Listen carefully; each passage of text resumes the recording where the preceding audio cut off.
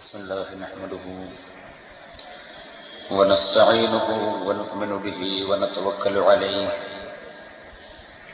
ونعوذ بالله من شرور أنفسنا ومن سيئات أعمالنا من يهد الله فلا مضل له ومن يضلله فلا هادي له أشهد أن لا إله إلا الله وحده لا شريك له ونشهد أن محمدا عبده ورسوله أرسله بالهدى ودين الحق ليظهره على الدين كله ولو كره المشركون اللهم صل وسلم وبارك على رسولك وحبيبك سيدنا محمد وعلى آل وأصحاب سيدنا ومولانا محمد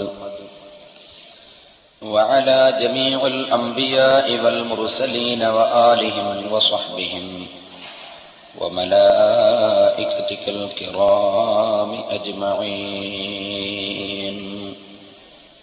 أعوذ بالله من الشيطان الرجيم. بسم الله الرحمن الرحيم. إنما يخشى الله من عباده العلماء. صدق الله العلي العظيم. صدق وبلغ رسوله النبي الكريم ونحن على ذلك من الشاهدين الشاكرين والحمد لله رب العالمين. يا أكرم الخلق ما لمن آلوذ به سواك عند حلول الحديث العميم ولن يضيق رسول الله جاهك بي إذا الكريم تحلى باسمي منتقم. يا ربي بالمصطفى بلغ مقاصدنا واغفر لنا ما مضى يا واسع الكرم.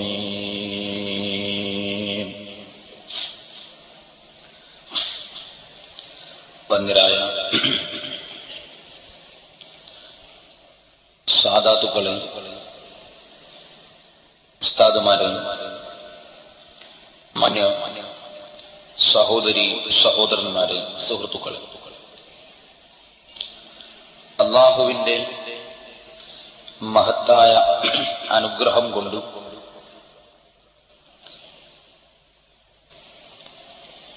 അല്ലാഹു മുഅ്മിനീങ്ങൾക്ക് സന്തോഷിക്കാനും ഉപകാരം ലഭിക്കാനും തന്ന ഈ മഹത്തായ സ്ഥാപനം അല്ലാഹു ഖിയാമത്ത് നാൾ വരെ അത് ദീനിന് ഖൈറായ നിലക്ക് നിലനിർത്തി തരുമാറാകട്ടെ. ആ സ്ഥാപനത്തിന്റെ വിപുലമായ പരിപാടികൾ നാളെ മുതൽ നടക്കുമ്പോൾ അതിനു മുമ്പ് ഈ നാട്ടിലും പരിസരങ്ങളിലും ഉള്ള ഭാഗ്യവാന്മാരായ ജനങ്ങൾ അഥവാ ഒരു കാലത്ത് ഒരു പ്രത്യേക പ്രശസ്തിയൊന്നും ഇല്ലാത്ത ഈ ചെറിയ പ്രദേശത്ത് അന്താരാഷ്ട്രപരമായി പ്രശസ്തി നേടിക്കൊടുത്ത ഈ സ്ഥാപനത്തിന്റെ അനുഗ്രഹം അനുഭവിച്ചുകൊണ്ടിരിക്കുന്ന ഈ നാട്ടിലെ മുഅ്മിനീങ്ങൾക്കും മുഅ്മിനാത്തുകൾക്കും ഒരൽപ്പം ദീനിയായ വിഷയങ്ങൾ കേൾക്കാനുള്ള വേദി സംഘടിപ്പിക്കുക, ഈ സ്ഥാപനത്തിന്റെ എപ്പോഴുമുള്ള കാവൽക്കാരും അതിന്റെ സഹായികളും അവരാണല്ലോ. അവർക്ക് ദീനിയായ അറിവ് നൽകുന്ന ഒരു വേദി സംഘടിപ്പിക്കുക എന്ന നിലക്ക് സംഘടിപ്പിക്കപ്പെട്ട നമ്മുടെ ഈ മത പ്രഭാഷണ പരമ്പര ബഹുമാനപ്പെട്ട മാനേജർ സി മുഹമ്മദ് ഫൈസി നല്ല വാത് പറഞ്ഞുകൊണ്ടിരിക്കുമ്പോ ഞാൻ കയറി വന്നത് നിങ്ങൾക്ക് വാത് കേൾക്കുന്നത് ഇല്ലാതെയായല്ലോ എന്ന് എനിക്ക് തോന്നി. ആ വാത് കുറെ കൂടി കേൾക്കണം എന്ന് എനിക്ക് തന്നെ ആഗ്രഹം തോന്നി. പക്ഷേ ഉസ്താദുമാരുടെ കൽപ്പന പ്രകാരം ഒരല്പസമയം സംസാരിച്ച് ഞാൻ എന്റെ വാക്കുകൾ അവസാനിപ്പിക്കും. അല്ലാഹു നിങ്ങൾക്കും എനിക്കും ഖൈറായ കാര്യങ്ങൾ പറയാനും കേൾക്കാനും ഉൾക്കൊണ്ട് ജീവിക്കാനും തൗഫീഖ് നൽകുമാറാകട്ടെ. ആദ്യമായി ഞാൻ ഓർമ്മപ്പെടുത്തട്ടെ, ഇതൊരു കേന്ദ്രമാണ്. എന്ത് കേന്ദ്രം? അല്ലാഹുവിന്റെ ദീൻ, അല്ലാഹുവിന്റെ ശരീഅത്ത്, അല്ലാഹുവിന്റെ മില്ലത്ത്, മില്ലത്തുൽ ഇസ്ലാം, ഇസ്ലാമിക ശരീഅത്ത്. ആ ശരീഅത്ത് ആകുന്ന കോട്ട, ആ കോട്ടക്ക് കാവൽ നിൽക്കുന്ന കുറേയേറെ കാവൽക്കാർ വേണം. ആ കാവൽക്കാർ വെറുതെ കാവൽ നിൽക്കാൻ വേണ്ടി ഇറങ്ങിയാൽ അതുകൊണ്ട് അല്ലാഹുവിന്റെ കോട്ട കാക്കാൻ കഴിയില്ല. അതിന് കാവൽ നിൽക്കുന്ന ആളുകളുടെ കയ്യിൽ ആയുധങ്ങൾ വേണം. അല്ലാഹുവിന്റെ കോട്ടക്ക് കാവൽ നിൽക്കുന്നവരുടെ കയ്യിൽ ആയുധങ്ങൾ വേണം. ആ ആയുധങ്ങൾ ഗുരുനാഥന്മാരിൽ നിന്ന് നാം സ്വീകരിക്കണം. പോരാ, അത് പ്രയോഗിക്കേണ്ടത് എങ്ങനെയാണ് എന്ന് പഠിക്കുകയും വേണം. അങ്ങനെ ഇസ്ലാമിക ശരീഅത്താകുന്ന കോട്ടക്ക് കാവൽ നിൽക്കുന്ന കുറേയേറെ കാവൽക്കാരെ വാർത്തെടുക്കുന്ന ഒരു സ്ഥാപനമാണ് നമ്മുടെ സ്ഥാപനം. പക്ഷേ ഈ സ്ഥാപനത്തിൽ നിന്ന് ശരീഅത്തിന്റെ കോട്ടക്ക് കാവൽ നിൽക്കാനുള്ള കാവൽക്കാരെ വാർത്തെടുക്കുന്നു, അവർക്ക് ആയുധം വിതരണം ചെയ്യുന്നു എന്ന് പറയുമ്പോൾ ആരും തെറ്റിദ്ധരിച്ചു പോകണ്ട. ഞാൻ ഉദ്ദേശിക്കുന്ന ആയുധം ഭൗതികമായ ആയുധം അല്ല. ഞാൻ ഉദ്ദേശിക്കുന്ന കാവൽ ഭൗതികമായ കാവൽ അല്ല. ഞാൻ ഉദ്ദേശിക്കുന്ന പ്രാക്ടീസ് ഭൗതികമായ ആയുധപ്രയോഗത്തിന്റെ പ്രാക്ടീസും അല്ല. മറിച്ച് ഇസ്ലാമിക ശരീഅത്തിന്റെ കാവൽക്കാരുടെ കയ്യിൽ ആവശ്യമായ ആയുധം ഇസ്ലാമിക ശരീഅത്തിനെ കുറിച്ചുള്ള അറിവാണ്. ഇസ്ലാം ദീനിനെ സംബന്ധിച്ചുള്ള അറിവ്, ഇൽമ്. ആ അറിവാകുന്ന ആയുധം, വിജ്ഞാനമാകുന്ന ആയുധം, ആ ആയുധം സമ്പാദിക്കുകയും അത് എവിടെ, എങ്ങനെ, എപ്പോൾ, ആരുടെ മുമ്പിൽ, എന്തിന് പ്രയോഗിക്കണം എന്നത് ഗുരുവര്യന്മാരിൽ നിന്ന് മനസ്സിലാക്കി അവർ എങ്ങനെയാണോ പഠിപ്പിച്ചു തന്നത് അതുപോലെ അത് പ്രയോഗിച്ച് ഇസ്ലാമിക ശരീഅത്തിന്റെ കാവൽ ഏറ്റെടുക്കേണ്ട ഒരു വിഭാഗം, ആ വിഭാഗത്തെ അഥവാ പണ്ഡിത സമൂഹത്തെ വാർത്തെടുക്കുന്ന വിവരമുള്ള, സംസ്കാരമുള്ള, സ്നേഹമുള്ള, സൗഹാർദ്ദമുള്ള, സഹകരണമുള്ള, പവിത്രമായ, ഉന്നതമായ, ഉദാത്തമായ ആശയങ്ങൾ ഉൾക്കൊള്ളുന്ന ഒരു സമൂഹം ഈ രാഷ്ട്രത്തിന്റെ മുമ്പിൽ സമർപ്പിക്കാൻ വേണ്ടി പ്രവർത്തിക്കുന്ന ഒരു കേന്ദ്രമാണ് മർക്കസ് സഖാഫത്ത് സുന്നിയ. ഇവിടെ ഒരുപാട് വിഷയങ്ങളിലേക്ക് കടക്കാൻ ഉണ്ട്. ഒന്നാമതായി പറയട്ടെ, എന്റെ സദസ്സിൽ ഒരുപാട് വിദ്യാർത്ഥികൾ ഉണ്ട്. ഞാനും ഈ സ്ഥാപനത്തിൽ നിങ്ങളെപ്പോലെ കുറെ കാലം പഠിച്ച ഒരു വിദ്യാർത്ഥിയാണ്. അന്ന് ഇത്രയൊന്നും സൗകര്യങ്ങൾ ഇല്ല. സുബഹി നിസ്കരിക്കുന്നതിന് മുമ്പ് ഒളുവെടുക്കാൻ സൗകര്യമില്ലാതെ കുടുങ്ങിപ്പോയ സമയങ്ങൾ ഉണ്ട്. എന്നല്ല, മലമൂത്ര വിസർജനത്തിനു വേണ്ടി ക്യൂ നിൽക്കേണ്ടി വന്ന ഒരുപാട് ഘട്ടങ്ങൾ ഉണ്ട്. കിണറ്റിൽ നിന്ന് വെള്ളം ഒരു ബക്കറ്റ് മാത്രം കോരിയെടുത്ത് കുളിക്കാൻ തന്നെ ബുദ്ധിമുട്ടിയ സമയം കൊണ്ട് ഇപ്പോൾ പ്രയാസങ്ങളൊക്കെ ഒരുപാട് അല്ലാഹു പരിഹരിച്ചു തന്നിട്ടുണ്ട്. ഞാൻ നിങ്ങളോട് ഓർമ്മപ്പെടുത്തുന്നു, ഈ സ്ഥാപനത്തിൽ പഠിച്ച് കൊണ്ടിരിക്കുന്ന മുതഅല്ലിമീങ്ങളും സഹപ്രവർത്തകരായ വിദ്യാർത്ഥികളെല്ലാവരും ഓർമ്മിക്കണം, നാം ഗുരുവര്യന്മാരിൽ നിന്ന് നേടിയെടുക്കുന്ന ആയുധം ആവശ്യത്തിനനുസരിച്ച് നാം അനുയോജ്യമായ രൂപത്തിൽ പ്രയോഗിക്കാൻ സന്നദ്ധരാകണം. എങ്ങനെയെങ്കിലും കൊണ്ടുപോയി പ്രയോഗിക്കരുത്, എവിടെയെങ്കിലും കൊണ്ടുപോയി ഇറക്കരുത്. നോക്കണം, നമ്മുടെ ലക്ഷ്യം ഈമാൻ സംരക്ഷിക്കലാണ്. നമ്മുടെ ലക്ഷ്യം അല്ലാഹുവിന്റെ ദീൻ രക്ഷപ്പെടുത്തലാണ്. അതിന് കേടുവരുന്ന രൂപത്തിൽ ഒന്നും പ്രയോഗിച്ചു കളയരുത്. നിങ്ങൾ കണ്ടോ, അഷ്റഫുൽ ഖൽഖ് മുഹമ്മദുർ റസൂലുള്ളാഹി സ്വല്ലല്ലാഹു അലൈഹി വസല്ലമ തങ്ങളുടെ പ്രധാനപ്പെട്ട ഒരു ശിഷ്യനാണ് ബഹുമാനപ്പെട്ട അബ്ദുല്ലാഹി ഇബ്നു അബ്ബാസ് റളിയല്ലാഹു അൻഹു. പരിശുദ്ധ ഖുർആൻ ഈ ചെറുപ്പക്കാരന് നീ മനസ്സിലാക്കി കൊടുക്കണം പഠിച്ചവനെ എന്ന നിലക്ക് നബി സല്ലല്ലാഹു അലൈഹി വസല്ലമ തങ്ങൾ പ്രത്യേകം ദുആ ചെയ്തു കൊടുത്ത മഹാനാണ് അബ്ദുല്ലാഹി ഇബ്നു അബ്ബാസ് റളിയല്ലാഹു അൻഹു.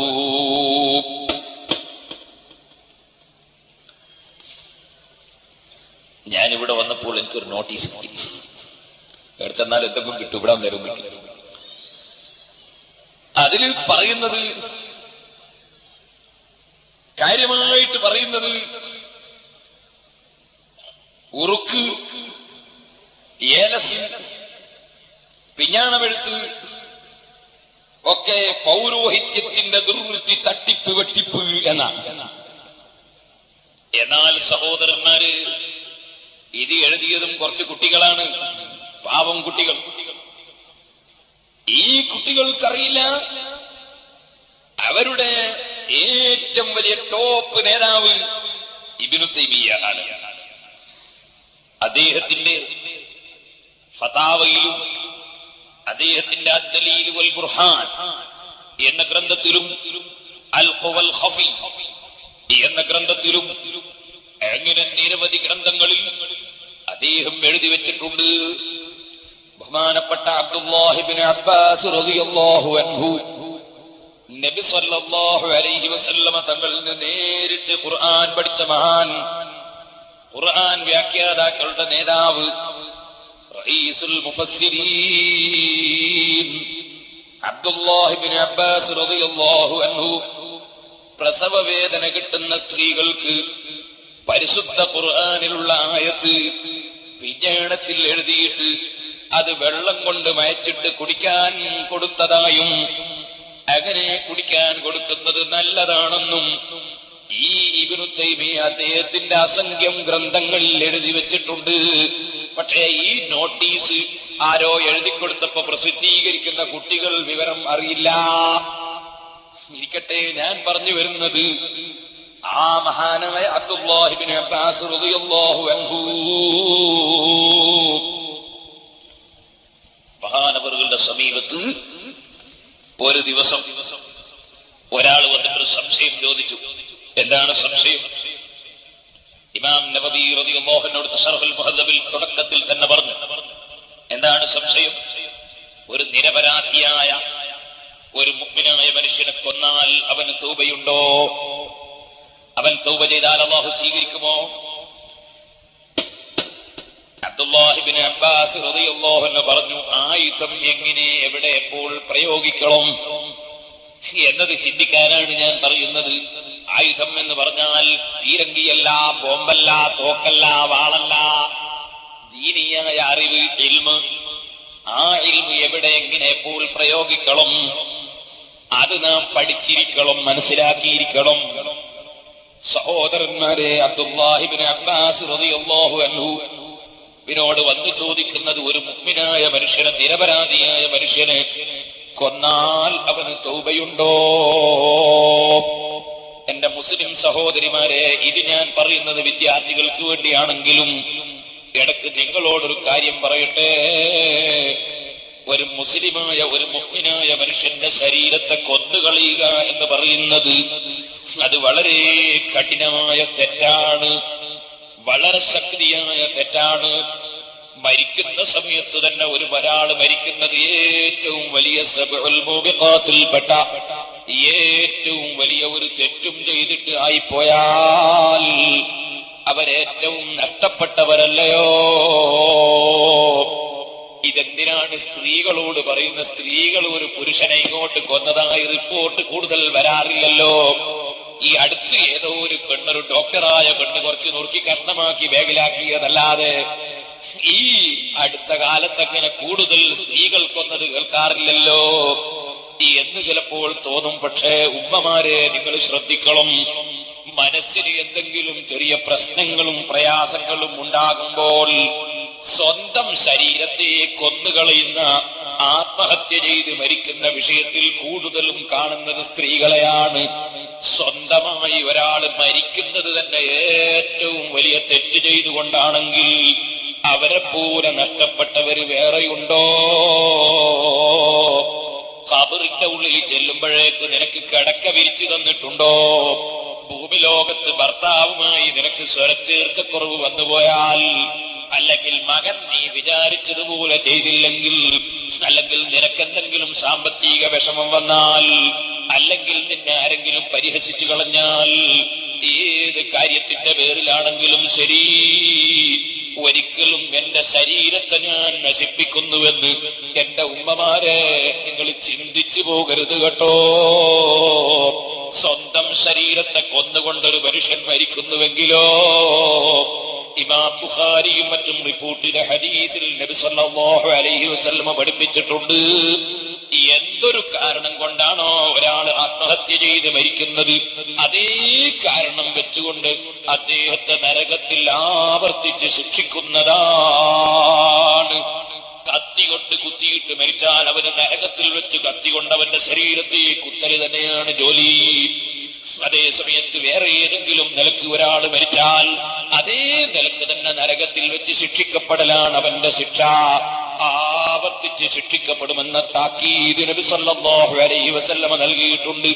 ഒരിക്കലും എന്ത് പ്രശ്നം വന്നാലും ഞാൻ എന്റെ ശരീരത്തെ നശിപ്പിക്കുന്നു എന്ന ചിന്ത ഖൽബിലേക്ക് കടന്നു പോകരുത് കേട്ടോ. നേരത്തെ സി മുഹമ്മദ് ഫൈസി പറഞ്ഞില്ലേ, റളിനാ ബില്ലാഹി റബ്ബൻ, അല്ലാഹു തആല എന്ത് തന്നാലും അതുകൊണ്ട് പൊരുത്തപ്പെട്ടുകൊള്ളണം.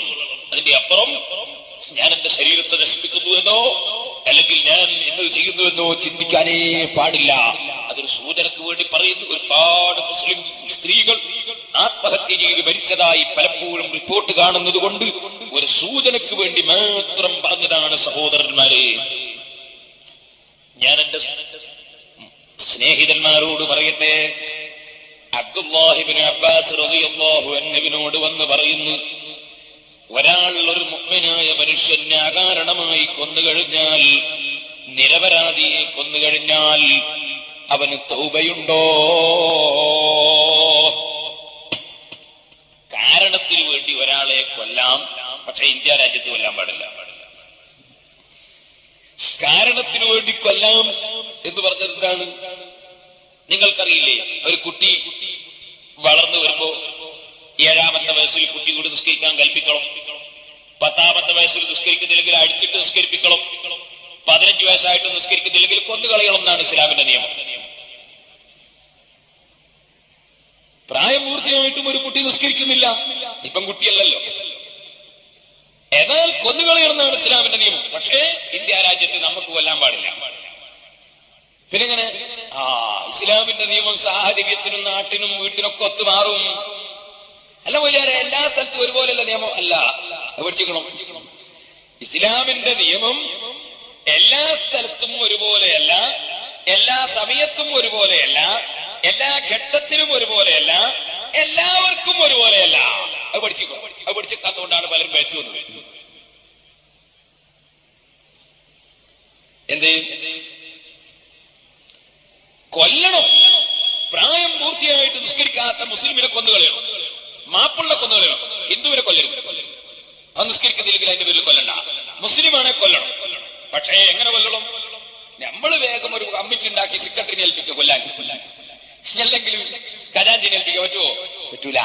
പിന്നെ ഇസ്ലാമിക ശരീഅത്തിന്റെ നിയമങ്ങൾ നടത്തുന്ന, ഇസ്ലാമിക കോടതിയുള്ള, ഇസ്ലാമിക ഭരണമുള്ള രാഷ്ട്രത്തിലെ കോടതിയുടെ മുമ്പിൽ ഹാജരാക്കി ഖാദി വിചാരണ ചെയ്ത്, ജഡ്ജി വിചാരണ ചെയ്ത്, എന്നിട്ട് അവൻ തൗബ ചെയ്തില്ലെങ്കിൽ കോടതി വിധിക്കണം, ഇസ്ലാമിക കോർട്ട് വിധിക്കണം, ഇവനെ കൊന്നുകളയണം എന്ന് വിധിക്കണം. എന്നിട്ട് വേണം കൊല്ലാൻ. അല്ലാതെ പ്രായപൂർത്തിയെത്തിയിട്ട് നിസ്കരിക്കാത്തവർക്ക് കൊല്ലണമെന്ന് ഫത്വൽ മൊയിലുണ്ട്, ഞാൻ ഫത്വൽ വിനോദിക്കുന്നു പറഞ്ഞ് വിറ്റെന്ന് വാളുവെടുത്ത് ഏതെങ്കിലും നിസ്കരിക്കാത്ത കാക്കാമാരൊക്കെ നീളം കുറക്കാൻ നടന്നാൻ പറ്റൂല. ഓരോന്നിനും നിയമം എവിടെ എപ്പോൾ എങ്ങനെ നടപ്പാക്കണം എന്നത് വേറെ മനസ്സിലാക്കാം. അപ്പൊ കൊല്ലേണ്ട ആളുകൾ ഉണ്ട് എന്നാണ് ഞാൻ പറഞ്ഞത്. വിവാഹം കഴിഞ്ഞതിന് ശേഷവും വ്യഭിചാരം നടത്തി കൊല്ലണം. പക്ഷേ നമുക്ക് ഒന്നൂടാ, ഇസ്ലാമിക കോടതി കൊല്ലണം, ഇസ്ലാമിക കോടതി കൊല്ലണം. അങ്ങനെ ഒരുപാട് നിയമമുണ്ട്. കള്ളു കുടിക്കുന്നവനെ ചെരുപ്പ് കൊണ്ട് 40 അടി അടിക്കണം. എന്നാ ഇപ്പൊ കള്ള് ഷാപ്പിന്റെ മുമ്പ് പോയിരുന്നു കള്ളു കുടിച്ചിറങ്ങുന്നവനൊക്കെ ചെരുപ്പെടുത്ത് തല്ലാൻ പറ്റുമോ? അത് ഇസ്ലാമിക കോടതി വിധിച്ചിട്ട് തല്ലണം. അതുപോലെ ഇസ്ലാമിൽ പല നിയമങ്ങളും ഉണ്ട്. പാവപ്പെട്ടവർക്ക് കൊടുക്കേണ്ട സക്കാത്ത് ഇസ്ലാമിക ഭരണാധികാരിക്ക് പിരിച്ചെടുത്ത് വിതരണം ചെയ്യാം. പക്ഷെ അതൊരു കമ്മിറ്റി ഉണ്ടാക്കിയിട്ട് അതിന്റെ പേരിൽ പറ്റൂല. അതുപോലെ കൊന്നവനെ പകരം കൊല്ലണം. അങ്ങനെ കൊല്ലണം എന്ന് പറഞ്ഞാൽ അത് നമുക്ക് പറ്റൂല. അതൊക്കെ ഇസ്ലാമിക ജഡ്ജി ഉണ്ടെങ്കിൽ ഇസ്ലാമിക കോടതി വിധിച്ച് അത് ചെയ്യണം. ഇന്ത്യ രാജ്യം പോലുള്ള സ്ഥലത്തോ, ഇന്ത്യ രാജ്യം പോലുള്ള സ്ഥലത്ത് രാജ്യത്തിന്റെ രാഷ്ട്രത്തിന്റെ നിയമങ്ങൾ മറികടക്കാത്ത നിലക്ക് മുസ്ലിങ്ങൾ അവരുടെ ദീൻ സംരക്ഷിച്ചു കൊണ്ടുപോവുകയും വേണം. ഞാൻ ചുരുക്കി പറയുന്നു, അതും ദീനിന്റെ നിയമമാണ്. ഇപ്പോൾ അതിലേക്ക് ദീർഘമായി കടക്കുന്നില്ല. നിരപരാധിയായ മനുഷ്യനെ കൊല്ലുന്നത് കടുത്ത തെറ്റ്. ജസാഉഹു ജഹന്നം, ജഹന്നമാണ് ശിക്ഷ. സ്വന്തം ശരീരത്തെ കൊന്നാലും ശരി, വേറെ ഒരാളെ കൊന്നാലും ശരി, അവന്റെ പ്രതിഫലം ജഹന്നമാകുന്ന നരകമാണെന്ന് ഖുർആൻ പറഞ്ഞു. ആ നിലയ്ക്ക് ഒരാൾ വന്ന് അബ്ദുല്ലാഹി ഇബ്നു അബ്ബാസ് റളിയല്ലാഹു അൻഹുവിനോട് ചോദിക്കുന്നു, ഒരു നിരപരാധിയായ മനുഷ്യനെ കൊന്നാൽ കൊന്ന മനുഷ്യന് തൗബയുണ്ടോ? ഇബ്നു അബ്ബാസ് റളിയല്ലാഹു അൻഹുവിന്റെ മറുപടി, തൗബയില്ല, അല്ലാഹു അവന്റെ തൗബ സ്വീകരിക്കൂല. യഥാർത്ഥത്തിൽ ഈ മറുപടി ഹദീസിന്റെ വിരുദ്ധമാണ്, ബാഹ്യമായി വിരുദ്ധമാണ്. ഇമാം ബുഖാരി റിപ്പോർട്ട് ചെയ്ത ഒരു ഹദീസിൽ ഉണ്ട്, നിങ്ങൾ ശരിക്കും മനസ്സിലാക്കുക. ഒരു ഹദീസിൽ ഉണ്ട്, ഒരാൾ 99 നിരപരാധികളെ ഒരാൾ കൊന്നുകളെ. 99 ആളെ കൊന്നതിന് ശേഷം അദ്ദേഹം ചിന്തിച്ചു, എനിക്ക് പടച്ചവനോട് തൗബ ചെയ്താൽ തൗബ സ്വീകരിക്കുമോ? ഒരു പണ്ഡിതനെ പോയി, അയാളെ നാട്ടിലുള്ള ഒരു പണ്ഡിതനെ പോയി സമീപിച്ചു. ആ പണ്ഡിതൻ മറുപടി പറഞ്ഞു, 99 ആളെ കൊന്ന മനുഷ്യനാണ്, എന്റെ അടുത്ത് തന്നെ നിൽക്കണ്ട, അള്ളാൻ അതാ പറഞ്ഞിട്ടുണ്ട്, ഞാൻ കുടുങ്ങിപ്പോ പോയിക്കോ. അപ്പൊ ഇയാൾ എന്നാ പിന്നെ 100 കണക്കാട്ടെ എന്ന് പറഞ്ഞ് മൂപ്പരെയും കൊന്നു. എന്തായാലും തൗബ സ്വീകരിക്കൂലല്ലോ. 100ാമത് നിങ്ങളും കിടക്കട്ടെ എന്ന് പറഞ്ഞ അയാളെയും കൊന്നു. പിന്നെയും മനസ്സിന് പേടി തുടങ്ങി. അങ്ങനെ വീണ്ടും ഒരു പണ്ഡിതനെ സമീപിച്ചു. ആ പണ്ഡിതനോട് ഖേദത്തോട് ചോദിച്ചപ്പോ ആ പണ്ഡിതന്റെ പ്രതികരണം, അല്ലാഹുവിന്റെ റഹ്മത്തിന്റെ വാതിലടക്കുന്നതാരാണ്? പടച്ചവൻ മാപ്പ് കൊടുക്കുന്ന സ്ഥലത്ത് അതിന് തടയിടുന്നവനാരാണ്? യജമാനന്റെ റഹ്മത്തിൽ നിന്ന് ആശ മുറിഞ്ഞുകൂടാ. നീ തൗബ ചെയ്തോ, പക്ഷേ നീ ആ നാട്ടിൽ ഇനി ജീവിക്കണ്ട. നീ ആ നാട്ടിൽ നിന്ന് കുറെ അകലെ മറ്റൊരു സ്ഥലത്തേക്ക് പോയിക്കോ എന്ന് പറഞ്ഞിട്ട് അദ്ദേഹം തൗബ സ്വീകരിക്കാൻ വേണ്ടി വേറെ ഒരു നാട്ടിലേക്ക് ആ പണ്ഡിതന്റെ നിർദ്ദേശത്തോടെ പോകുന്ന സമയത്ത് വഴിക്ക് വെച്ച് മരണം സംഭവിച്ചപ്പോൾ ആ ആ മനുഷ്യന്റെ തൗബ അല്ലാഹു സ്വീകരിച്ചത് വിശദമായ ഹദീസാണ്. ഞാൻ നീട്ടിപ്പറയുന്നില്ല. അതാ തൗബ സ്വീകരിച്ചത് ഇമാം ബുഖാരി മറ്റും റിപ്പോർട്ട് ചെയ്ത ഹദീസിൽ നബി സല്ലല്ലാഹു അലൈഹി വസല്ലം പഠിപ്പിച്ചിട്ടുണ്ട്. ഇത് നസ്സായി റസൂലുള്ള പഠിപ്പിച്ചിരിക്കെ വിദ്യാർത്ഥികൾ മനസ്സിലാക്കണം, സാധാരണക്കാരും മനസ്സിലാക്കണം. പണ്ഡിതന്മാരൊരു വാക്ക് പറഞ്ഞാൽ, പണ്ഡിതന്മാരൊരു കാര്യം ചെയ്താൽ അതിനെ സാധാരണക്കാര് ചോദ്യം ചെയ്യണ്ട. മുതഅല്ലിമീങ്ങൾ ഒരിക്കലും തന്നെ ഗുരുനാഥന്മാര് ചെയ്യുന്ന വിഷയങ്ങളിൽ സംശയമുള്ളവരാകണ്ട. വളരെ ശ്രദ്ധിക്കണം. സുന്നത്ത് ജമാഅത്ത് എന്ന് പറയുന്നത് തന്നെ അത് അംഗീകരിക്കേണ്ടവർ അംഗീകരിക്കലാണ്, സ്ഥാനം നൽകേണ്ടവർക്ക് സ്ഥാനം നൽകലാണ്. ഇദാ ജാഅഹും അംറും മിനൽ അംനി അവൽ ഖൗഫി അദാഉ ബിഹി വലൗ റദ്ദൂഹു ഇലർ റസൂലി വഇലാ ഉലിൽ അംരി മിൻഹും ലഅലിമഹു അല്ലദീന യസ്തംബിതൂനഹു മിൻഹും. ഖുർആൻ പറഞ്ഞത് കണ്ടില്ലേ? വല്ല വിവരങ്ങളും നിങ്ങൾക്കൊരൽപ്പം കിട്ടുമ്പോഴേക്ക് നിങ്ങൾ ഫത്വക്കാരാകണ്ട, നിങ്ങൾ നിയമം പറയുന്നവരാകണ്ട, നിങ്ങൾ പണ്ഡിതന്മാരിലേക്ക് വിട്ടോ, റസൂലുള്ളാഹിയിലേക്ക് വിട്ടോ. നിങ്ങൾക്ക് കാര്യം തിരിച്ചറിയാൻ കഴിയില്ല. സഹോദരന്മാരെ, നിങ്ങൾ നോക്കൂ. അബ്ദുല്ലാഹി ഇബ്നു അബ്ബാസ് റളിയല്ലാഹു അൻഹുവിനോട് വന്ന് ഒരൊറ്റ മനുഷ്യനെ കൊന്നാൽ തൗബയുണ്ടോ എന്ന് ചോദിക്കുമ്പോ ഹദീസിൽ വ്യക്തമായി 100 ആളെ കൊന്നവന്റെ തൗബ സ്വീകരിച്ചത് ഉണ്ടായിരിക്കേന്നുണ്ട്. ഇബ്നു അബ്ബാസ് റളിയല്ലാഹു അൻഹുവിന്റെ മറുപടി, ഒരു മുഅ്മിനായ മനുഷ്യനെ കൊന്നാൽ ആ കൊന്ന മനുഷ്യന്റെ തൗബ അല്ലാഹു സ്വീകരിക്കുന്നതല്ല. സുബ്ഹാനല്ലാഹ്.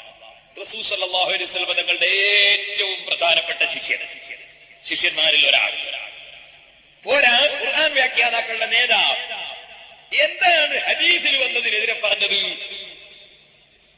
തൗബ സ്വീകരിക്കൂല എന്നാ പറഞ്ഞത്. നിങ്ങൾ ശരിക്കും ചിന്തിക്കണം.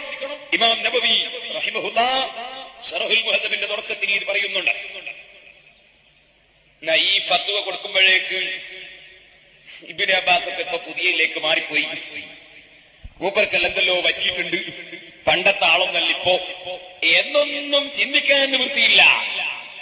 അത് കഴിഞ്ഞ ഉടനെ അതാ മറ്റൊരാൾ വരുന്നു. പിന്നീട് അദ്ദേഹം വന്നിട്ട് ചോദിക്കുന്നു അതേ ചോദ്യം തന്നെ.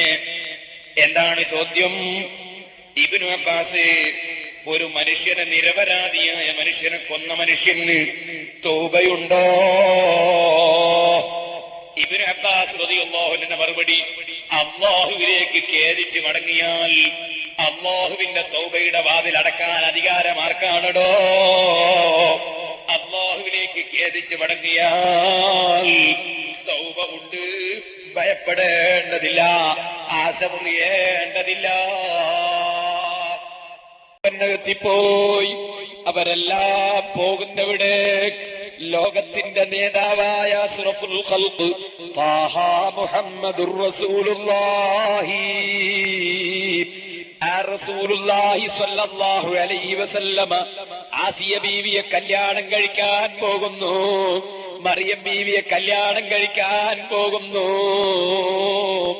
ഈ ഭൂമിലോകത്ത് ജീവിക്കുന്ന സമയത്ത് അതേ ഭർത്താവിന്റെ കിരാതമർദ്ദനങ്ങൾ മുഴുവനും സഹിച്ച് എന്നിട്ട് സ്വർഗത്തിലൊരു വീട് വേണമെന്ന് ആവശ്യപ്പെട്ട ആസിയ ബീവി റളിയല്ലാഹു അൻഹാ, ഈസാ നബിയെ പ്രസവിക്കാൻ ഭാഗ്യം ലഭിച്ച മറിയം ബീവി റളിയല്ലാഹു അൻഹാ തുടങ്ങിയ മഹദികളൊക്കെ അല്ലാഹുവിന്റെ റസൂലിന്റെ ഭാര്യമാരാകാൻ പോകുന്നു. ആയിഷ ബീവിയും ഖദീജ ബീവിയും ഫാത്തിമ ബീവിയും ഒക്കെ സന്തോഷത്തോടെ വന്ന് നിന്ന് പുഞ്ചിരിക്കുന്നു. എന്റെ ഉമ്മമാരെ, കാരന്തൂരിൽ നിന്ന് മുമ്പ് കാലത്ത് മരിച്ചുപോയ ഉമ്മാമമാരില്ലേ, കുന്നമംഗലത്ത് നിന്ന് മുമ്പ് കാലത്ത് മരിച്ചുപോയ ഉമ്മമാരില്ലേ, ആലിമീങ്ങളെ ബഹുമാനിച്ചവർ, ദർസിലെ മുതഅല്ലിമീങ്ങൾക്ക് ഭക്ഷണം കൊടുത്തവർ, ദർസിലെ മുതഅല്ലിമീങ്ങളെ സ്വന്തം മക്കളെക്കാൾ സ്നേഹിച്ചവർ, ആലിമീങ്ങളെ പേര് കേൾക്കുമ്പോൾ ആദരിച്ചവർ, അവര് വീട്ടിൽ നിന്നിറങ്ങുന്ന സമയത്ത് ശരീരം പൂർണ്ണമായി മറച്ച്, എന്നിട്ടൊരു വലിയ തട്ടവും പൊതച്ച്, എന്നിട്ടൊരു കൊടയുമെടുത്ത് ഇറങ്ങിയാൽ തന്നെ ടൗണിലൂടെ ഞാനില്ല, 1 കിലോമീറ്റർ കൂടുതൽ നടന്നാലും ഇടവഴിയിലൂടെ പോകാമെന്ന് ചിന്തിച്ചവർ, ഏതെങ്കിലും ഒരു ആലിമീങ്ങളെ കാണുമ്പോഴേക്ക് അതാ കൊള്ളിനോട് മതിലോട് പറ്റി നിന്നവർ, ആ നിലക്ക് ജീവിച്ച ഉമ്മമാരില്ലേ? സുബ്ഹി നിസ്കരിച്ച് ഖുർആൻ ഓതിയവർ, മഗ്രിബ് നിസ്കരിച്ച് സ്വലാത്ത് ചൊല്ലിയവർ, മക്കളെ വളർത്തുന്ന സമയത്ത് തന്നെ ഹസ്ബി റബ്ബി ജല്ലല്ലാഹ് മാ ഫീ ഖൽബി ഗൈറുല്ലാഹ് നൂറു മുഹമ്മദ് സ്വല്ലല്ലാഹ് ലാ ഇലാഹ ഇല്ലല്ലാഹ് തുടങ്ങിയ ദിക്റുകൾ മക്കളെ താലോലിക്കുന്ന സമയത്ത് വരെ ദിക്റ് ചൊല്ലിയവർ, റമളാനായാൽ ഒരുപാട് ഖത്തം ഓതി തീർത്തവർ, ആദരവായ നബിയുടെ പേരിൽ ഞാനൊരു കുറെ സ്വലാത്ത് ചൊല്ലട്ടെ എന്ന് ചിന്തിച്ചവർ, മരണശേഷമുള്ള ജീവിതത്തിനു വേണ്ടി 70,000 ലാ ഇലാഹ ഇല്ലല്ലാഹ് ചൊല്ലിവെച്ചവർ, സുബ്ഹിന് മുമ്പ് തന്നെ എഴുന്നേറ്റ് ഭർത്താക്കന്മാരെ പോയി വിളിച്ചു ഉണർത്തിയിട്ട് സുബ്ഹി നിസ്കരിക്കാൻ പ്രചോദനം നൽകിയവർ, ളുഹറായി കഴിയുമ്പോ തന്നെ ബാങ്ക് കൊടുത്തെന്ന് പറഞ്ഞ് നിസ്കാരത്തിനൊരുങ്ങിയവർ, അതേ ശരീരത്തിന്റെ അവയവങ്ങളൊന്നും മറ്റൊരാളെ മുന്നിൽ പ്രദർശിപ്പിക്കാത്തവർ, അതേ അന്യപുരുഷന്മാരെ മുമ്പിലേക്ക് ചാടിയിറങ്ങി നടക്കാത്തവർ, അതേ കുന്നമംഗലത്തും കോഴിക്കോട്ടും ഷോപ്പിങ്ങിന് പോകാത്തവർ, അതേ ചന്തകളും സർക്കസുകളും ഉണ്ടാകുമ്പോ അതിലേക്ക് പ്രകടനം നടത്താത്തവർ, അന്യപുരുഷന്റെ മുമ്പിൽ സൗന്ദര്യം പ്രകടിപ്പിക്കാത്തവർ, യജമാനനായ റബ്ബിന് തഖ്വ ചെയ്ത് ജീവിച്ചവർ, ആ ഉമ്മാമമാരില്ലേ? എന്റെ സഹോദരിമാരെ, ആയിഷ ബീവിയുടെ മുമ്പിൽ വന്ന് അവിടുത്തെ കൈപിടിച്ചുപോയി, ഖദീജ ബീവിയോട് കുശലാന്വേഷണം നടത്തിപ്പോയി, ഫാത്തിമ ബീവിയോട് സന്തോഷം പറഞ്ഞുപോയി. ആ സമയത്തിന്റെ മജ്‌ലിസിലുള്ള ഉമ്മമാരെ, നിങ്ങൾക്ക് ആയിഷ ബീവിയെ പരിചയപ്പെടേണ്ടയോ? ഫാത്തിമ ബീവിയുടെ സമീപത്തെത്തേണ്ടയോ? ഖദീജ ബീവിയുടെ സമീപത്തെത്തേണ്ടയോ? അല്ലാഹുവിന്റെ റസൂൽ സല്ലല്ലാഹു അലൈഹി വസല്ലം അവിടുന്നതാ ആസിയ ബീവിയെയും മറിയം ബീവിയെയും ഒക്കെ കല്യാണം കഴിക്കുന്ന ചടങ്ങിൽ നിങ്ങൾക്ക് പോയി പങ്കുചേരണ്ടയോ?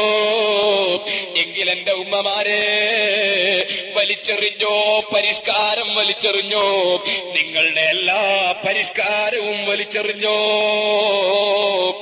എന്താണ് ഇന്നത്തെ അവസ്ഥ? തലമറക്കുന്ന ഉമ്മമാരെവിടെ? മാറുമറക്കുന്ന സ്ത്രീകൾ എവിടെ? അതാ ഇപ്പോഴുമുണ്ട് 90 95 വയസ്സുള്ള ഉമ്മാമമാർ. അവർ ഇപ്പോഴും ഇറങ്ങുമ്പോ വല്ലാത്ത മറവോടെ ഇറങ്ങുന്നു. 18, 19, 20, 21 വയസ്സുള്ള യുവതികളോ തലമറക്കാതെ മാറുമറക്കാതെ ശരീരത്തിന്റെ അവയവങ്ങളൊക്കെ ഇഞ്ചിഞ്ച് വലിപ്പങ്ങൾ എടുത്തു പിടിക്കുന്ന രൂപത്തിൽ അതാ ചൂരിദാറും അതുപോലെ ഫിറ്റായ തുണികളും ധരിച്ച് തലമറക്കാതെ മാറുമറക്കാതെ, എന്നിട്ട് സിമന്റ് ചാക്കെടുക്കാൻ പോകുന്ന തൊഴിലാളിയെ പോലെ ചുമലിലൊരു സാലുമിട്ടിട്ട് ഉളുപ്പില്ലാതെ ഇറങ്ങി നടക്കുകയല്ലേ? ഉളുപ്പില്ലാതെ കോളേജിലേക്ക് പ്രവഹിക്കുകയല്ലേ? ഉളുപ്പില്ലാതെ ഷോപ്പിങ്ങിന് പോവുകയല്ലേ? ഉളുപ്പില്ലാതെ സർക്കസിന് നീങ്ങുകയല്ലേ? നാണമില്ലാതെ സിനിമാ ടാക്കീസിൽ പോവുകയല്ലേ? ഉമ്മമാരെ, മരിക്കണ്ടേ? നിങ്ങൾക്ക് മരിക്കണ്ടേ? ഏത് പരിഷ്കാരത്തിൽ ജീവിച്ച പെണ്ണും മരണപ്പെട്ടുപോയി. എല്ലാ പെണ്ണും മരണപ്പെട്ടുപോയി. നിന്റെ എല്ലാ വസ്ത്രങ്ങളും ഊരിവെച്ചു പോയി. നിന്റെ സ്വർണത്തിന്റെ ആഭരണങ്ങൾ ഊരിവെച്ചു പോയി. വളകൾ മുറിച്ചെടുത്തു പോയി. കഴുത്തിലേത് മാറ്റിവെച്ചു പോയി. നിന്റെ ഒരു കട്ടിലിന്റെ മേലെ കൊണ്ടുവന്ന് കിടത്തിപ്പോയി. 1.5 വയസ്സുള്ള നിന്റെ പിഞ്ചുമോനില്ലേ, ഉമ്മാ എന്ന് വിളിച്ച് അടുത്തു വരുന്ന സമയത്ത് വയസ്സന്മാര് പിടിച്ചു മാറ്റിപ്പോയി. മയ്യത്ത് കണ്ട് പേടിച്ചു പോകുമെന്ന് പറഞ്ഞ് എടുത്തു പിടിച്ച് മാറ്റിപ്പോയി. നിനക്കറിയുമോ, സുബഹിന്റെ സമയത്ത് എഴുന്നേറ്റ് ആ നെറ്റിയൊന്ന് നിലത്ത് വെക്കാൻ പറഞ്ഞപ്പോ മടിച്ച നിന്റെ നെറ്റിക്ക് പരുത്തി വെച്ചു പോയി. സിനിമാ ടാക്കീസിൽ പോയി ഭർത്താവിന്റെ കൂടെ സിനിമ കണ്ടുളുപ്പില്ലാതെ മടങ്ങി വന്ന നിന്റെയും നിന്റെ ഭർത്താവിന്റെയും ഒക്കെ മുഖത്തതാ മരിച്ചു കിടക്കുമ്പോൾ കണ്ണിന് പരുത്തി വെച്ചു പോയി, മൂക്കിന് പരുത്തി വെച്ചു പോയി. അതാ ആലിമീങ്ങളെ ചീത്ത പറഞ്ഞ നാവില്ലേ, മുത്തഅല്ലിമീങ്ങളെ തരം താഴ്ത്തിയ നാവില്ലേ, വലിയ വലിയ ആലിമീങ്ങളെ കുറ്റം പറഞ്ഞ നാവില്ലേ, തങ്ങന്മാരെ ചീത്ത പറഞ്ഞ നാവില്ലേ. എടോ ജാഹിലേ, നിനക്ക് മതം അറിയാമോ? നിനക്ക് മതത്തിന്റെ നിയമം അറിയാമോ? നിനക്ക് ഹറാം അറിയാമോ? നിനക്ക് ഹലാൽ അറിയാമോ? നിനക്ക് ഖുർആൻ അറിയാമോ? നിനക്ക് ഹദീസ് അറിയാമോ? നിനക്ക് ഫിഖ്ഹിന്റെ നിയമങ്ങൾ അറിയാമോ? നിനക്ക് തസവൂഫിന്റെ ഗ്രന്ഥങ്ങൾ അറിയാമോ? നീ എങ്ങനെയാണോ ആലിമീങ്ങളെ ചോദ്യം ചെയ്യുക? നീ എങ്ങനെയാണോ ആലിമീങ്ങൾക്കെതിരെ രംഗത്തിറങ്ങുക? നീ എങ്ങനെയാണോ ആലിമീങ്ങളെ പ്രവർത്തനങ്ങളെ നിന്റെ ജഹാലത്ത് കൊണ്ട് ചോദ്യം ചെയ്യുക? ആലിമീങ്ങളെ കുറ്റം പറഞ്ഞ നാക്കുകളുള്ള തൊള്ളകളില്ലേ, പരുത്തി വെച്ചു പോയി. നിന്റെ കൈകളില്ലേ, ഹറാബ് പിടിച്ച കൈകളില്ലേ, ഹറാബ് ഞെക്കിയ കൈകളില്ലേ, ഹറാബ് സ്വീകരിച്ച കൈകളില്ലേ, ഹറാബ് കൈയിന്റെ വിരൽ കൊണ്ട് തൊട്ട് രസിച്ച കൈകളില്ലേ, പരുത്തി വെച്ചു പോയി. ഹറാബിലേക്ക് നടന്ന കാൽവിരലുകളില്ലേ, പരുത്തി വെച്ചുപോയി. മയ്യിത്ത് കട്ടിലിൽ കയറ്റി നിന്നെ കൊണ്ടുപോകുന്ന സമയമായി പോയി. കൊണ്ടുപോയി വെക്കുന്ന സ്ഥലത്തോ കിടക്കയില്ല, തലയണിയില്ല, പായയില്ല, വെറും നിലത്ത് കൊണ്ടുപോയി വെച്ചുപോയി. അതേ അല്പം മണ്ണെടുത്ത് നിന്റെ കവിൾത്തടത്തിന് വെച്ചുപോയി. യജമാനന്റെ മുമ്പിൽ സാധുവായി കിടക്കുന്ന പെണ്ണ്, നിനക്കൊന്ന് പരിഷ്കാരം വലിച്ചെറിഞ്ഞുകൂടെ? എന്നിട്ടൊരു പർദാ നിയമമനുസരിച്ച് റബ്ബിന് തഖ്വ ചെയ്ത് ജീവിച്ചുകൂടെ? എന്റെ ഉമ്മമാരെ, മുസ്ലിം സ്ത്രീകൾക്ക് പീഡനങ്ങൾ ഉണ്ടെന്ന് പറയുന്നു, മുസ്ലിം സ്ത്രീകൾക്ക് പ്രശ്നങ്ങൾ ഉണ്ടെന്ന് പറയുന്നു. എങ്ങനെ പ്രശ്നങ്ങളില്ലാതിരിക്കും? എങ്ങനെ പ്രയാസങ്ങളില്ലാതിരിക്കും? അല്ലാഹുവിന്റെ ഖുർആനിന്റെ നിയമങ്ങൾ മുഴുവനും വലിച്ചെറിഞ്ഞില്ലേ? വലാ യദ്രിബന ബിഅർജുലിഹിന്ന ലിയുഅലമ മാ യുഖ്ഫീന മിൻ സീനതിഹിന്ന. ഖുർആനിന്റെ നിയമം എന്താണ്? ഖുർആൻ പഠിപ്പിച്ച ആശയം എന്താണ്? സുബ്ഹാന ജല്ല ജലാലുഹു. പെണ്ണ് സ്റ്റേജിൽ കയറി പ്രസംഗിക്കുന്ന കാലം, പെണ്ണ് അതാ തെരഞ്ഞെടുപ്പിന് നിന്നിട്ട് ആണുങ്ങളെ കൂടെ ഓടി നടക്കുന്ന കാലം പോരാ, പെണ്ണ് ആണിന്റെ കൂടെ ചാടി നടക്കുന്ന കാലം പോരാ, പെണ്ണിന്റെ സൗന്ദര്യം പ്രകടിപ്പിക്കുന്ന കാലം പോരാ, ബാംഗ്ലൂരിലേക്ക് വിളിക്കാൻ മാത്രം യോഗ്യതയില്ലാത്തവര് കോഴിക്കോട്ട് പ്രകടനം നടത്തുന്ന കാലം. എന്തേ സഹോദരന്മാരെ, സഹോദരിമാരെ, ഇത്രയും വിവരമില്ലാതെ പോയല്ലോ. ഈ സ്ത്രീകളോട് റബ്ബിന്റെ കൽപ്പന എന്താണ്? വലാ യദ്രിബന ബിഅർജുലിഹിന്ന ലിയുഅലമ മാ യുഖ്ഫീന മിൻ സീനതിഹിന്ന.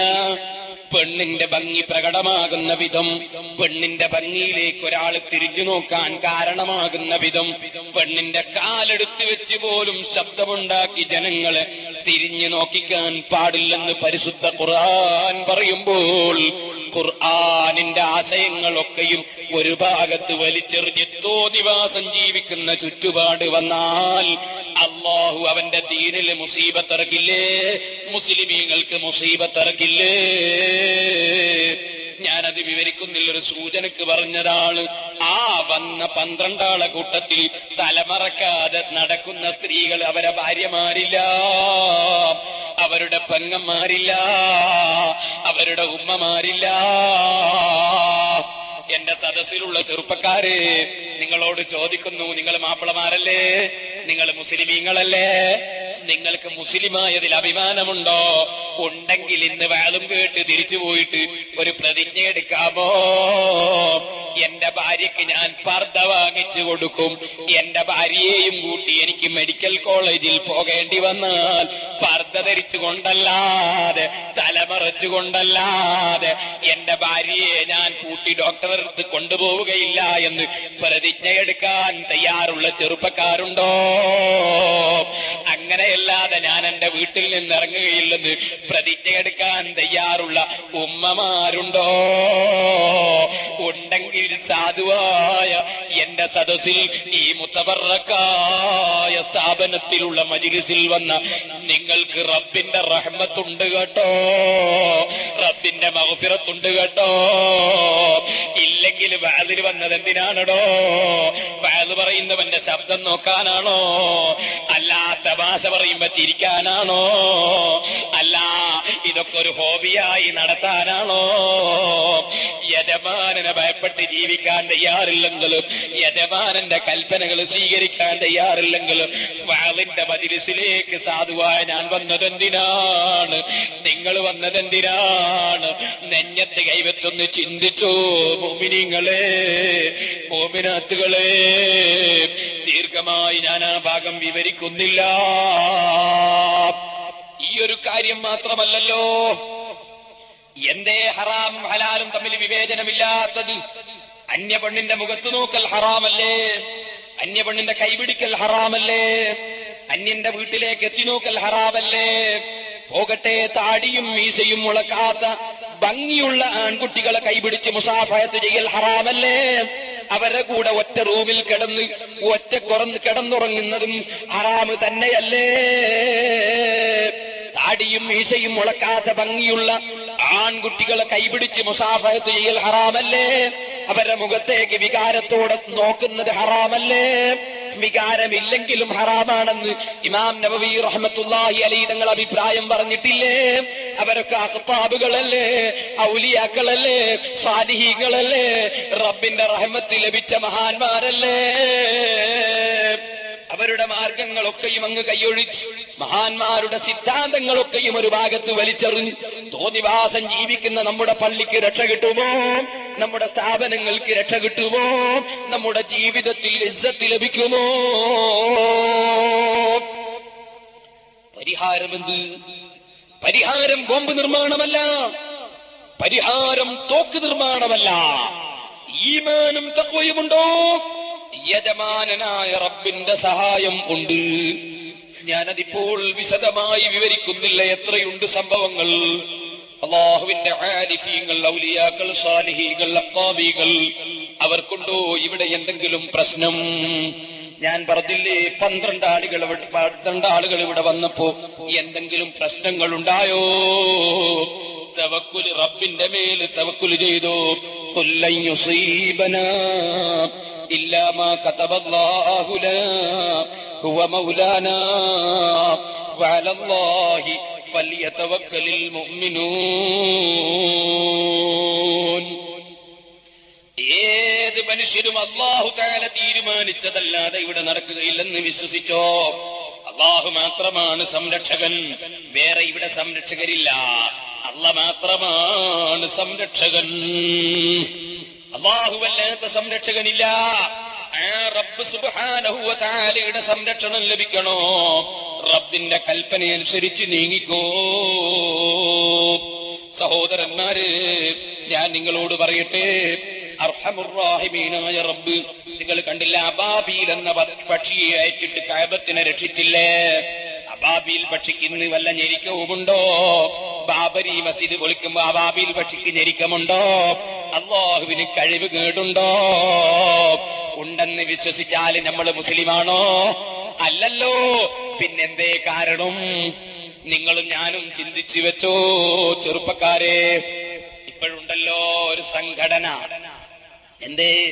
ജമാഅത്ത് ഇസ്ലാമിനെ എതിർക്കണ്ട, മുജാഹിദിനെ എതിർക്കണ്ട, സുന്നിയും സുന്നിയല്ലാത്തൊന്നും പറയണ്ട, പിന്നെന്ത് വേണം? നമുക്ക് ഇംഗ്ലീഷിൽ 3 അക്ഷരം ഉണ്ടാക്കിയിട്ട് അതിന്റെ പേരിൽ ഒരു സംഘടന. എന്നിട്ടോ സുന്നിയും മുജാഹിദും ജമാഅത്തൊന്നും പറയാതെ നമുക്ക് പ്രതിരോധ നിര. ഓലക്കപ്പത്തായമാണടോ നിന്റെ പ്രതിരോധ നിര. എന്താണ് നീ പറഞ്ഞ വാക്ക്? എന്താണ് നീ പറഞ്ഞ വാക്ക്? ഈമാനും തഖ്വയുമില്ലാത്ത പ്രതിരോധമോ? നിനക്കൊന്ന് ചിന്തിച്ചുകൂടെ? അസ്റഫുൽ ഖൽഖ് മുഹമ്മദുർ റസൂലുള്ളാഹി സ്വല്ലല്ലാഹു അലൈഹി വസല്ലമ തങ്ങൾ പഠിപ്പിച്ച ആശയം എന്ത്? നീ ശരിക്ക് ചിന്തിക്കുക. മുസ്ലിം റിപ്പോർട്ട് ചെയ്യുന്നു, മാ മിൻ നബിയ്യിൻ ബഅസഹുല്ലാഹു ഫീ ഉമ്മത്തിഹി ഇല്ലാ കാന ലഹു ഫീ ഉമ്മത്തിഹി ഹവാരിയൂന വഅസ്ഹാബുൻ യഖുദൂന ബിസുന്നതിഹി വയഖ്തദൂന ബിഅംരിഹി. ഏത് നബിമാർക്കും അവരുടെ ആദ്യകാലത്ത് നബിമാരുടെ നിർദ്ദേശപ്രകാരം ജീവിക്കുന്ന ഉത്തമന്മാരായ സമുദായങ്ങൾ അവരെ ഉമ്മത്തിലുണ്ടാകുന്നതാണ്. എന്നാൽ പിൽക്കാലത്തോ സുമ്മ തഖ്ലുഫു മിൻ ബഅദിഹിം ഖുലൂഫ്, പിന്നീട് അവരുടെ സമുദായത്തിൽ വരുന്നു ഒരു വിഭാഗം. അത് എന്റെ സമുദായത്തിനുമുണ്ട് അതേ അവസ്ഥ. ആദ്യമുള്ളവരൊക്കെ നേരെയാണ്, പിന്നീടതാ ഒരു വിഭാഗം വരുന്നു. യഖൂലൂന മാ ലാ യഫ്അലൂൻ, പ്രവർത്തിക്കാത്തത് പറയുന്നവർ. പ്രവർത്തിക്കാത്തത് പറയുന്നവർ. പ്രവർത്തിക്കുന്നത് എന്ത്? പള്ളി രക്ഷിക്കോ? ഇല്ല. ഉദാഹരണത്തിന് ജമാഅത്ത് ഇസ്ലാമി എല്ലാവരോടും പറയുന്നു ബാബരി മസ്ജിദ്. ഞാൻ ചോദിക്കുന്നത് കോഴിക്കോട് ജില്ലല്ലേ? കോഴിക്കോട് ജില്ലല്ലേ? ഈ കോഴിക്കോട് ജില്ലയിൽ പൈങ്ങോട്ടായി പള്ളി എന്നൊരു പള്ളിയില്ലേ? ആ പൈങ്ങോട്ടായി പള്ളിയിൽ പശു കയറി മൂത്രമൊഴിക്കുന്നില്ലേ? ആടുകൾ കയറി കാഷ്ടിക്കുന്നില്ലേ? അത് പള്ളിയല്ലേ? എന്താണ് ആ പള്ളി പശുക്കൾ കയറി മൂത്രമൊഴിക്കുന്നത്? എന്താണ് ആ പള്ളിയിൽ ആടുകൾ കയറുന്നത്? എന്റെ മുസ്ലിം ചെറുപ്പക്കാർ ചിന്തിക്കണം. എന്തുകൊണ്ടാണ്? അഹ്ലുസുന്നത്തി വൽ ജമാഅത്തിന്റെ പള്ളി. ആ പള്ളി ഞാൻ വെറുതെ പറയുകയാണോ? വടകര സബ് കോർട്ടിൽ നിന്ന് ആ പള്ളി സുന്നികൾക്ക് വിധിയായില്ലേ? കോഴിക്കോട് ഡിസ്ട്രിക്ട് കോർട്ടിൽ നിന്ന് പള്ളി സുന്നികൾക്ക് വിധിയായില്ലേ? ഞാൻ പറയുന്നതാണോ? എന്നിട്ട് എന്തേ ഇപ്പോഴും പള്ളിയിൽ പശു കയറി മൂത്രമൊഴിക്കുന്നത്? ജമാഅത്ത് ഇസ്ലാമിക്കാര് പള്ളി തുറന്ന് വൃത്തിയാക്കാനും പള്ളിയിൽ ജമാഅത്ത് നടത്താനും ജമാഅത്ത് ഇസ്ലാമിക്കാരൻ അനുവദിക്കുന്നില്ല. എവിടെ? ഇന്ത്യ രാജ്യത്ത് കോഴിക്കോട് ജില്ലയിൽ ഇവിടെ വടകര താലൂക്കിലെ പൈങ്ങോട്ടായി പള്ളി ടി.കെ. അബ്ദുല്ലാഹ് മൗലവിയുടെ നേതൃത്വത്തിൽ പള്ളി പൂട്ടിച്ചു. എന്നിട്ടിപ്പോഴും അതാ പള്ളിയുടെ പുറത്തെ പള്ളിയിൽ പശു കയറി മൂത്രമൊഴിക്കുന്നു, കാട് കയറി മൂത്രമൊഴിക്കുന്നു. സാധുവായ ഞാൻ പലപ്പോഴും ചോദിച്ചു മൗലവിമാരോട്, ഈ പള്ളി ഒന്ന് തുറന്ന് വൃത്തിയാക്കിക്കൂടെ നമുക്ക്? നിങ്ങൾ ചിന്തിക്കണം, പള്ളിയോട് ജമാഅത്ത് ഇസ്ലാമിക്കാരന് കൂറുണ്ടോ? ഉണ്ടെങ്കിൽ ഞാൻ ചോദിക്കുന്നു, ജമാഅത്തുകാരാ, ഈ പള്ളിയുടെ തൊട്ടടുത്ത് ഈ സ്റ്റേജും അക്കാടുന്ന മർക്കസ് സഖാഫത്തി സുന്നിയിലെ മസ്ജിദുൽ ഹാമിലിയും പോലെ അതാ ജമാഅത്ത് ഇസ്ലാമിക്കാരന് നിസ്കരിക്കാൻ അവിടെ ബിൽഡിംഗ് ഇല്ലേ? നിങ്ങളെ ഭാഷയിൽ പള്ളിയില്ലേ? ഞാൻ നിങ്ങളോട് ചോദിക്കുന്നു, നിങ്ങൾ അവിടെ ജുമാ മീറ്റിംഗും പ്രസംഗവും നടത്താറില്ലേ? അതിന്റെ തൊട്ടടുത്തുള്ള പഴയ പള്ളി നിങ്ങൾ പൂട്ടിച്ചതെന്തിന്? ആ പഴയ പള്ളിയിൽ ഇപ്പോഴും ജമാഅത്ത് നടത്താൻ അനുവദിക്കാത്തതെന്തിന്? കോഴിക്കോട് ഡിസ്ട്രിക്ട് കോർട്ടിൽ നിന്നും സുന്നികൾക്ക് വിധിയായിട്ട് തുറക്കാനും അതൊന്ന് കഴുകി വൃത്തിയാക്കാനും ജമാഅത്തുകാരൻ അനുവദിച്ചോ? യജമാനന്റെ വീടും ജമാഅത്തുകാരനും തമ്മിൽ ബന്ധമില്ല. അവന് റബ്ബിന്റെ പള്ളിയോട് സ്നേഹവുമില്ല. ചെറുപ്പക്കാരെ, ഇത് ഞാൻ പറയുന്നത് എന്തിനാണെന്നറിയോ? ഇപ്പോഴുണ്ടല്ലോ NDF എന്ന് പറഞ്ഞിട്ടൊരു സാധനം. പല സ്ഥലത്തും ജനങ്ങളെ പറ്റിക്കുന്ന സുന്നി കുട്ടികള്. ഇതാ നമ്മൾ സുന്നിയും പറണ്ട, മുജാഹിദും പറണ്ട, ജമാഅത്തും പറണ്ട, പിന്നെന്ത് വേണം? ഞമ്മക്ക് പള്ളി രക്ഷിക്കാൻ, മുസ്ലിമീങ്ങളെ രക്ഷിക്കാൻ, സിനിമാ ടാക്കീസിന് നീ കൊടുക്കാൻ, നമുക്ക് പദ്ധതി ആവിഷ്കരിക്കാൻ ഒരു സംഘടന. ഞാൻ നിങ്ങളോട് പറയുന്നു, മുജാഹിദ് ജമാഅത്ത് ഇസ്ലാമിയെ എതിർക്കണ്ടെന്ന് പറയുന്നതോടുകൂടി ഈമാന് പോയി. അത് പറയുന്നത് പാവപ്പെട്ട പേരോടല്ല, ശൈഖുന കാന്തപുരമല്ല, മർഹൂം കണ്ണിയത്തല്ല. പറയുന്നത് ആരാണെന്നറിയോ? അന സയ്യിദു ഉൽദി ആദം, ആദം സന്തതികളെ നേതാവാണ് ഞാൻ, ആദം സന്തതികളെ നേതാവാണ് ഞാൻ എന്ന് പഠിപ്പിച്ച ഹിദായത്തിന്റെ കേന്ദ്രമായ നബി സല്ലല്ലാഹു അലൈഹി വസല്ലമയാണ് പറയുന്നത്. എന്താണ് പറയുന്നത്? ചെറുപ്പക്കാരെ, നിങ്ങൾ ശരിക്കും ശ്രദ്ധിച്ചോ. അല്ലാഹുവിന്റെ റസൂല് പറയുന്നു, യഖൂലൂന മാ ലാ യഫ്അലൂന, പ്രവർത്തിക്കാത്തത് പറയുന്ന ഒരു കമ്പനി ഭൂമി ലോകത്ത് വരുന്നതാണ്. പള്ളി രക്ഷിക്കണമെന്ന് പറയും, പക്ഷേ സുന്നികളെ പള്ളി അത് സംരക്ഷിക്കാൻ അനുവദിക്കാത്ത നിലക്ക് ബുദ്ധിമുട്ടിക്കുന്ന ജമാഅത്ത് ഇസ്ലാമിക്കാരൻ പോരാ. നിങ്ങൾ നോക്ക്, ബാംഗ്ലൂരിലെ സൗന്ദര്യ പ്രദർശന മത്സരം, അത് ഖുർആനിനെതിരാണ് ജമാഅത്തുകാരൻ. എന്നിട്ടോ മാധ്യമ പത്രത്തിന്റെ 1-ാം പേജില്, മാതൃഭൂമിന്റെ 1-ാം പേജില്, മനോരമയില്, എല്ലാ പത്രത്തിന്റെ 1-ാം പേജില് പ്രകടനത്തിന്റെ ഫോട്ടോ. എവിടെ? കോഴിക്കോട് ടൗണിൽ. ആര്? GIO പ്രവർത്തകർ. എവിടെ? കോഴിക്കോട് ടൗണിൽ പ്രകടനം. എന്താണ്? ആ സ്ത്രീകളുടെ കയ്യിന്റെ കരീബിലുള്ള ആവാകളും ഒക്കെ ഉയർത്തി ഉഗ്രൻ പ്രകടനം. എന്തിന്? ബാംഗ്ലൂരിൽ സ്ത്രീകളുടെ സൗന്ദര്യം പ്രദർശിപ്പിക്കുന്നുണ്ട്. അത് ഖുർആനിനെതിരാണ്. അതുകൊണ്ട് ബാംഗ്ലൂരിലേക്ക് ക്ഷണിക്കപ്പെടാൻ മാത്രം ജമാഅത്ത് ഇസ്ലാമിന്റെയും മുജാഹിദിന്റെയും പെണ്ണുങ്ങൾ കൊള്ളൂലെങ്കിലും കോഴിക്കോട്ടുള്ള ജനങ്ങൾക്കൊക്കെ കാണാൻ മാത്രം ഞങ്ങൾ കൊള്ളൂലേ എന്ന നിലക്ക് കോഴിക്കോട് ടൗണിൽ ഇറങ്ങിയിട്ട് ഉളുപ്പില്ലാതെ ഈ മുനാഫിഖ് മൗലവിമാരെ നിർദ്ദേശപ്രകാരം കോഴിക്കോട് ടൗണിലൂടെ സ്ത്രീകളെ കൊണ്ട് പ്രകടനം നടത്തിച്ചില്ലേ? ഖുർആനിൽ അല്ലാഹു തആല പറഞ്ഞതിന് ഘടന വിരുദ്ധമായി അല്ലാഹുവിന്റെ ദീനിനെ പിച്ചിച്ചീന്തി, പരിശുദ്ധ ഖുർആനിന്റെ ആശയങ്ങളെ പിച്ചിച്ചീന്തി, അൽ മർഅത്തു ഔറത്തുൻ, പെണ്ണ് ഔറത്താണ്, ഇദാ ഖറജത് ഇസ്തസ്റഫഹ ശൈത്താനു, പെണ്ണ് വീട്ടിൽ നിന്ന് ഇറങ്ങിയാൽ തന്നെ ശൈത്താൻ അവളുടെ അടുക്കലേക്ക് പ്രത്യക്ഷപ്പെടും, എന്നിട്ട് അവളെ ശരീരത്തിന്റെ ഭംഗി പ്രകടിപ്പിക്കാൻ പ്രചോദനം നൽകുമെന്ന് അല്ലാഹുവിന്റെ റസൂല് പറഞ്ഞ ഹദീസുകളൊക്കെയും വലിച്ചെറിഞ്ഞ് കോഴിക്കോട് ടൗണിലൂടെ കൈ ഉയർത്തിയിട്ട് ഇതാ മൗലവിമാര് പെണ്ണുങ്ങളെ കൊണ്ട് പ്രകടനം നടത്തിച്ചില്ലേ? എന്നിട്ട് അഭിമാനത്തോടെ മാധ്യമത്തിൽ എഴുതിയില്ലേ?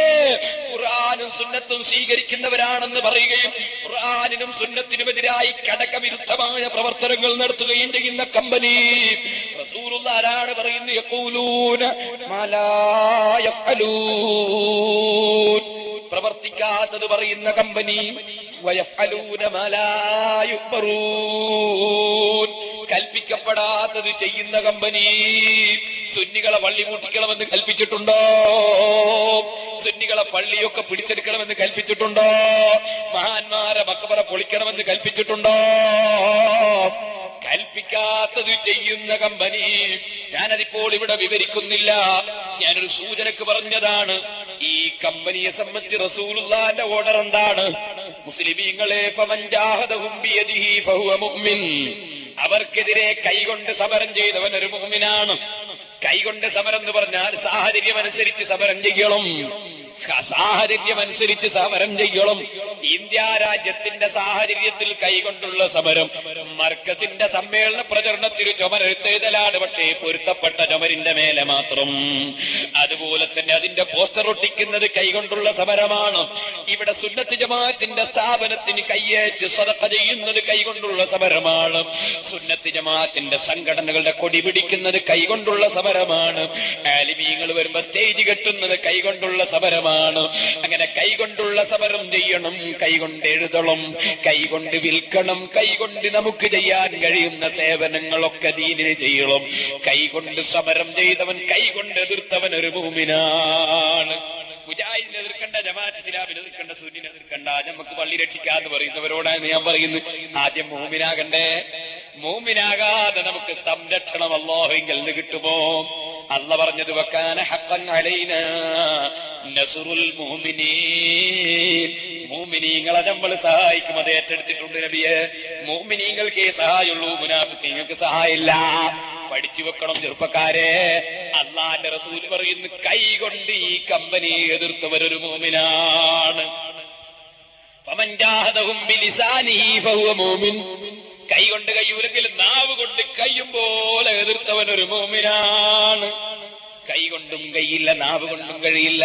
ഫമൻ ജാഹദഹും ബിഖൽബിഹി ഫഹുവ മുഅ്മിൻ, മനസ്സുകൊണ്ടവനെ മാറ്റി നിർത്തിയവൻ, മനസ്സുകൊണ്ടവനെ ബഹിഷ്കരിച്ചവൻ, മനസ്സുകൊണ്ടവനെ എതിർത്തവൻ, അവന് രോഗമായ ഞാൻ കാണാൻ പോവില്ല, കാരണം അവൻ റസൂലുള്ള സാധാരണക്കാരനാണെന്ന് പറയുന്നവനാണ്. ഞാൻ മുഹീദ്ദീൻ ശൈഖ് കാഫറാണെന്ന് പറയുന്നവന്റെ രോഗം കാണാൻ പോവില്ല. ബദരീങ്ങളെയും മുഹദീകളെയും കുറ്റം പറയുന്നവനെ ഞാൻ സ്നേഹിക്കാൻ പോവില്ല. ഞാൻ ഇമാമിങ്ങളെ തള്ളിപ്പറയുന്നവൻ മരിച്ചാൽ ഞാൻ അവന്റെ മയ്യിത്ത് നിസ്കാരം പള്ളിയിൽ നിന്ന് കാച്ചൂല. ഈ നിലക്ക് വമൻ ജാഹദഹും ബിഖൽബിഹി ഫഹുവ മുഅ്മിൻ, മനസ്സുകൊണ്ട് എതിർത്തവനും ഒരു മുഅ്മിനാണ്. കൈ കൊണ്ട് എതിർക്കാൻ ഒരാളില്ല, നാവ് കൊണ്ട് എതിർക്കാനില്ല, മനസ്സുകൊണ്ട് എതിർക്കാനില്ല. ഇവന്റെ ആശയം എന്താണ്? ആരെയും എതിർക്കണ്ട. എന്നാൽ അവനെപ്പറ്റി റസൂലുള്ളാഹി പറയുന്നത് കാന്തപുരം പറയുന്നതല്ല. ഇവിടെ നിങ്ങളെ ഞാൻ പറയട്ടെ, ശാഫി ഇമാം പറഞ്ഞതല്ല, ലോകത്തിന്റെ നേതാവ് റസൂലുള്ളാഹി പറയുന്നത് ഫലൈസ വറാഅ ദാലിക മിനൽ ഈമാനി ഹബ്ബത്തു ഖർദൽ. സുന്നത്ത് ജമാഅത്തിന്റെ വിരോധിയെ കൈകൊണ്ട് എതിർക്കാനില്ല, നാവ് കൊണ്ട് എതിർക്കാനില്ല, മനസ്സുകൊണ്ട് എതിർക്കാനുമില്ല. അങ്ങനത്തെ ഒരു മനുഷ്യനാണെങ്കിൽ അവന്റെ ഹൃദയത്തിൽ കടുമടിത്തൂക്കം ഈമാനില്ല.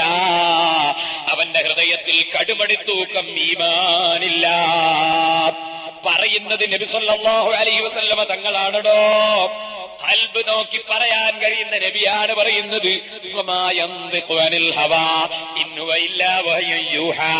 വഹി കിട്ടാതെ സ്വന്തം പറയുന്ന ആളല്ല, അല്ലാഹു പഠിപ്പിച്ചിട്ടാണ് പറയുന്നത്. സുന്നത്ത് ജമാഅത്തിന്റെ വിരോധിയെ എതിർക്കണ്ട എന്ന് പറയുന്നവന് ഈമാനില്ല. ഇനി ഞാൻ നിന്നോട് ചോദിക്കട്ടെ, ആദ്യം തന്നെ ചെറുപ്പക്കാരനോട് പറയുന്നു, ജമാഅത്തും മുജാഹിദും സുന്നിയൊന്നും പറയണ്ട, ഞമ്മക്ക് പ്രതിരോധ നിര കെട്ടിപ്പടുക്കണം. അതാ ഞാൻ പറഞ്ഞോലൊക്കെ പത്തായം. ഈമാനില്ലാത്ത പ്രതിരോധമോ ഇസ്ലാമില്ലാത്ത പ്രതിരോധമോ? അങ്ങനെ ഒരു പ്രതിരോധം പടച്ച റബ്ബിന്റെ ദീനിന് ഒരിക്കലും ഉണ്ടാകുന്നതല്ല. ഈമാനുണ്ടെങ്കിലോ الذين آمنوا وكانوا يتقون. ഈമാനുണ്ടെങ്കിലോ നിങ്ങൾ നോക്കൂ, ഇന്ത്യ രാജ്യത്ത് വന്ന 12 ആള് പീരങ്കി ഉണ്ടാക്കിയിട്ടില്ല, ബോംബുണ്ടാക്കിയിട്ടില്ല, അവരിവിടെ ഒന്നും ചെയ്തിട്ടില്ല. പക്ഷേ 12 ആൾക്ക് 10 പള്ളി ഉണ്ടാക്കാൻ സൗകര്യം ചെയ്തു കൊടുത്തില്ലേ? ഈ രാജ്യത്തുള്ള മറ്റു മതക്കാര് സൗകര്യം ചെയ്തു കൊടുത്തില്ലേ? കാരണം എല്ലാവരുടെ മനസ്സും നിയന്ത്രിക്കുന്നത് അല്ലാഹല്ലേ. നിങ്ങളൊന്ന് ചിന്തിക്കൂ, ആ 12 ആളെ കൂട്ടത്തിൽ ജമാഅത്ത് ഇസ്ലാമിക്കാരനുണ്ടോ? ഇല്ല. അവര് സ്ഥാപിച്ച വല്ല പള്ളിയിലും പെണ്ണ് പോയിട്ടുണ്ടോ? ഇല്ല. അവര് സ്ഥാപിച്ച വല്ല പള്ളിയിലും തറാവീഹ് 8 നിസ്കരിച്ചിട്ടുണ്ടോ? ഇന്ന് വരെ ഇല്ല. അവര് സ്ഥാപിച്ച വല്ല പള്ളിയിലും ഖുത്ബ മലയാളത്തിലാക്കി ജുമുഅ ബാത്തിലാക്കിയിട്ടുണ്ടോ? ഇല്ല. കൊടുങ്ങല്ലൂരിലെ പള്ളിയിൽ ഖുത്ബ മലയാളമല്ലേ എന്ന് ചില മൗലവിമാര് പറയാറുണ്ട്. അതൊരു 10-20 കൊല്ലമായി ചില മൗലവിമാർ അവിടെ മലയാളം തുടങ്ങി വെച്ചിരുന്നു. പക്ഷേ റബ്ബിന്റെ തൗഫീഖ് കൊണ്ട് ബഹുമാനപ്പെട്ട വേലത്തെ തങ്ങൾ, മഹാനായ കാന്തപുരം ഉസ്താദ്, ഉള്ളാളങ്ങൾ തുടങ്ങിയ ആലിമീങ്ങളുടെ സാദാത്യങ്ങളുടെ പൊരുത്തം ഒന്നുകൊണ്ട് മാത്രം പാവപ്പെട്ട ഞാൻ കൊടുങ്ങല്ലൂര് ചേരമാൻ പള്ളിയിൽ പോയി മർക്കസ് സഖാഫത്തി സുന്നിയിൽ നിന്ന് ഉസ്താദ്മാര് തന്ന ആയുധവും കൊണ്ട് പോയിട്ടുണ്ട്. അവിടെ ചെന്ന ആയുധം പ്രയോഗിച്ചിട്ടുണ്ട്. റബ്ബിന്റെ തൗഫീഖ് കൊണ്ട് കൊടുങ്ങല്ലൂര് ജുമാഅത്ത് പള്ളിയിൽ, ചേരമാൻ പള്ളിയിൽ മുമ്പ് കാലത്ത് സഹാബത്ത് നടപ്പാക്കിയ അറബിയിലുള്ള ഖുത്ബ മാത്രമേ പാടുള്ളൂ. ഈ മൗലൈമാർ ഇപ്പൊ തുടങ്ങിയ ഈ തോന്നിവാസം നിർത്തണമെന്ന് ഞാൻ പ്രസംഗിച്ചിട്ടുണ്ട്. സർവ മൗലൈമാരെയും വല്ല തെളിവുമുണ്ടെങ്കിൽ കൊണ്ടുവരാൻ വെല്ലുവിളിച്ചിട്ടുണ്ട്. വിളിച്ച് മിമ്പറിലെ ഖുത്ബ അറബിയിൽ മാത്രമായി പ്രഖ്യാപിച്ച് നടപ്പാക്കിയിട്ടുണ്ട്. ഇപ്പോൾ മൗലൈമാരെ വിവരമറിയുമോ? നിങ്ങൾ തുടങ്ങി വെച്ച തോന്നിവാസം അവിടെയും നിർത്തിയിട്ടുണ്ട് കേട്ടോ. സാലിഹീങ്ങളെ പള്ളി, സാലിഹീങ്ങളെ വഴിയിലേക്ക് തിരിച്ചു പോയിട്ടുണ്ട് കേട്ടോ. ഞാൻ നിങ്ങളോട് പറയുന്ന അവരുടെ ഒരൊറ്റ പള്ളിയിലും ഖുത്ബ മലയാളത്തിലില്ല. അവരെ പള്ളിയിൽ പെണ്ണ് പോകലില്ല. അവരെ പള്ളിയിൽ തറാവീഹ് 8 അവരെ പള്ളിയിൽ നിസ്കരിച്ചാൽ പാറൻ, ചൂടുള്ള പാറൻ വന്ന് എഴുന്നേറ്റ് പോകും പോലെ എഴുന്നേറ്റ് പോകലില്ല. അവരെ പള്ളിയിൽ മഅസറ വിളിക്കാത്ത ഖുതുബയില്ല. സഹോദരന്മാരെ, അവരാരും ഇവിടെ തോന്നിവാസം പഠിപ്പിച്ചിട്ടില്ല. അവര് ആ 12 ആൾ ഇന്ത്യ രാജ്യത്ത് വന്നത് കാര്യലാഭത്തിനല്ല, കച്ചവടത്തിനല്ല, ജനങ്ങളിൽ സ്വാധീനമുണ്ടാക്കി രാഷ്ട്രീയ രംഗത്ത് മന്ത്രിമാരാകാനല്ല. അവർ വന്നത് അല്ലാഹുവിന്റെ ദീന് പ്രചരിപ്പിക്കാനാണ്. ആ വന്ന 12 ആളെ കൂട്ടത്തിൽ കള്ളത്തരീഖത്തുകാരില്ല, നിസ്കാരം വേണ്ട എന്ന് പറയുന്ന തങ്ങന്മാരില്ല, നിസ്കാരം വേണ്ട എന്ന് പറയുന്ന ഏതെങ്കിലും കള്ളത്തരീഖത്ത് മൗലൈമാരില്ല. അവരെ കൂട്ടത്തിൽ അതാ ആലിമീങ്ങളെ കുറ്റം പറയുന്ന ഞാൻ ഊരിശക്കാരനാണെന്ന് പറയുന്നവനില്ല. അവരെ കൂട്ടത്തിൽ തെറ്റായ യാതൊരു സിദ്ധാന്തക്കാരുമില്ല. ആ 12 ആൾ ഈമാനോടെ തഖ്വയോടെ ഇന്ത്യ രാജ്യത്ത് വന്ന് ദീനീ പ്രവർത്തനം നടത്തിയപ്പോൾ ഇവിടെ ബഹുമാനപ്പെട്ട മുഅ്മിനീങ്ങൾക്ക് മുഴുവനും ബഹുമാനം തന്നെ, ആദരവ് തന്നെ. ചലിച്ച മാർഗത്തിൽ നിന്ന് വ്യതിചലിച്ചപ്പോഴോ, അവരാശയം വിട്ടപ്പോഴോ, അവരെയൊക്കെ തള്ളിപ്പറഞ്ഞപ്പോഴോ, അവര് വിവരമില്ലാത്തവരായി പ്രഖ്യാപിച്ചപ്പോഴോ പള്ളികൾ നശിക്കാൻ തുടങ്ങി, പള്ളി പൊളിക്കാൻ തുടങ്ങി, മുസ്ലിമീങ്ങളെ ഇസ്സത്ത് നശിക്കാൻ തുടങ്ങി. അപ്പോൾ അള്ളാഹുവിന്റെ ദീൻ ഇന്നതാണ്, സത്യം ഇന്നതാണ്, സത്യത്തിലേക്ക് ജനങ്ങൾ നീങ്ങേണ്ടതാണ്, സത്യത്തിലേക്ക് തിരിച്ചു പോകേണ്ടതാണ് എന്ന് പറഞ്ഞ് സുന്നത്ത് ജമാഅത്തിന്റെ പ്രവർത്തനത്തിന് സുന്നത്ത് ജമാഅത്തിന്റെ സംഘടനകൾ വന്നപ്പോൾ എന്റെ മുസ്ലിം ചെറുപ്പക്കാരെ ഞാൻ പറയുമ്പോ നിങ്ങൾ ശരിക്കും ശ്രദ്ധിക്കണം. ഞാൻ NDF എന്നൊരു സംഘടനയെ സംബന്ധിച്ച് പരാമർശിക്കുമ്പോ എനിക്കറിയാം ഒരുപാട് സുന്നിക്കുട്ടികൾ അതിൽ കുടുങ്ങിയിട്ടുണ്ട്. അല്ലാഹു അവർക്കൊക്കെയും നല്ല ചിന്ത കൊടുക്കുമാറാകട്ടെ. പറയാതെ കുറെ കാലമായി കാത്തു നിൽക്കുന്നു, പറയാതെ തിരിയുന്നില്ലെങ്കിൽ പറഞ്ഞിട്ട് തിരിയുമോ എന്ന് നോക്കണമല്ലോ. എന്തേ റബ്ബിന്റെ ദീന് നശിക്കുമോ നോക്കി നിൽക്കാൻ പറ്റില്ലല്ലോ. അതുകൊണ്ട് തന്നെ ഞാൻ തുറന്നു പറയുന്നു, റബ്ബാണ് മുഴുവനും നിയന്ത്രിക്കുന്നവൻ, റബ്ബാണ് മുഴുവനും കൊടുക്കുന്നവൻ. ആ റബ്ബിന്റെ മേൽ തവക്കുലാക്കി തന്നെ പറയട്ടെ. സുന്നത്ത് ജമാഅത്തിൽ ആവേശമുള്ള ചെറുപ്പക്കാർ, അല്ലാഹുവിന്റെ ദീനിന്റെ പ്രവർത്തകന്മാർ നമ്മുടെ കേരളത്തിൽ വളരുന്നത് കണ്ടപ്പോ അതിന് തടയിടാൻ ജമാഅത്ത് ഇസ്ലാമിക്കാരെടുക്കുന്ന കുതന്ത്രങ്ങളുണ്ടല്ലോ, അത് മുഴുവനും ഈ ഭൂമി ലോകത്ത് നമുക്ക് വ്യക്തമായി പറയാതെ റബ്ബിന്റെ കോടതിയിൽ രക്ഷപ്പെടുകയില്ലല്ലോ. അതുകൊണ്ട് തന്നെ പറയുന്നു, ചെറുപ്പക്കാരാ, സുന്നത്ത് ജമാഅത്തിന്റെ വിരോധികളെ എതിർക്കണ്ട എന്ന് പറഞ്ഞൊരു കക്ഷി ലോകത്താര് വന്നാലും അത് റബ്ബിന്റെ ദീനിന്റെ പ്രവർത്തകന്മാരല്ല, അത് റബ്ബിന്റെ ദീനിന്റെ പ്രവർത്തനവുമല്ല. റസൂലുള്ള പറയുന്നത് വലൈസ ബറാഅദാലിക മിനൽ ഈമാനി ഹബ്ബതു ഖർദൽ. സുന്നത്ത് ജമാഅത്തിന്റെ വിരോധികളെ കൈകൊണ്ട് എതിർക്കാത്തവർ, അതേ നാവ് കൊണ്ട് എതിർക്കാത്തവർ, മനസ്സുകൊണ്ട് എതിർക്കാത്തവർ, അവരെ ഖൽബിൽ ഈമാനിൽ നിന്ന് കടുമണി തൂക്കമില്ല. അതുകൊണ്ട് തന്നെ സുന്നത്ത് ജമാഅത്തിന് തന്നെ അടിയുറച്ചു നിന്നുകൊണ്ട് അതിന്റെ വിരോധികളെ എതിർത്തുകൊണ്ടുള്ള ദീനീ പ്രവർത്തനമുണ്ടോ? അത് മാത്രമേ ദീനീ പ്രവർത്തനമുള്ളൂ, അല്ലാത്തത് ദീനല്ല. ഇനി ഞാൻ നിങ്ങളോട് പറയട്ടെ, നിങ്ങൾ വരൂ. കുറ്റ്യാടിയിൽ അള്ളാഹുവിന്റെ പള്ളി കുറ്റ്യാടിയിൽ ജമാഅത്തുകാരൻ 1950 പിടിച്ചെടുത്തില്ലേ? പരസ്യമായി പിടിച്ചെടുത്തില്ലേ? 64 അവിടെയുള്ള മഖ്ബറ ജമാഅത്തുകാരൻ പൊളിച്ചില്ലേ? സഹോദരന്മാരെ, നിങ്ങൾ ശരിക്കും ചിന്തിക്കണം. ആ 64 മഖ്ബറ പൊളിച്ച വിവരം സുന്നികൾ അറിഞ്ഞിരുന്നോ?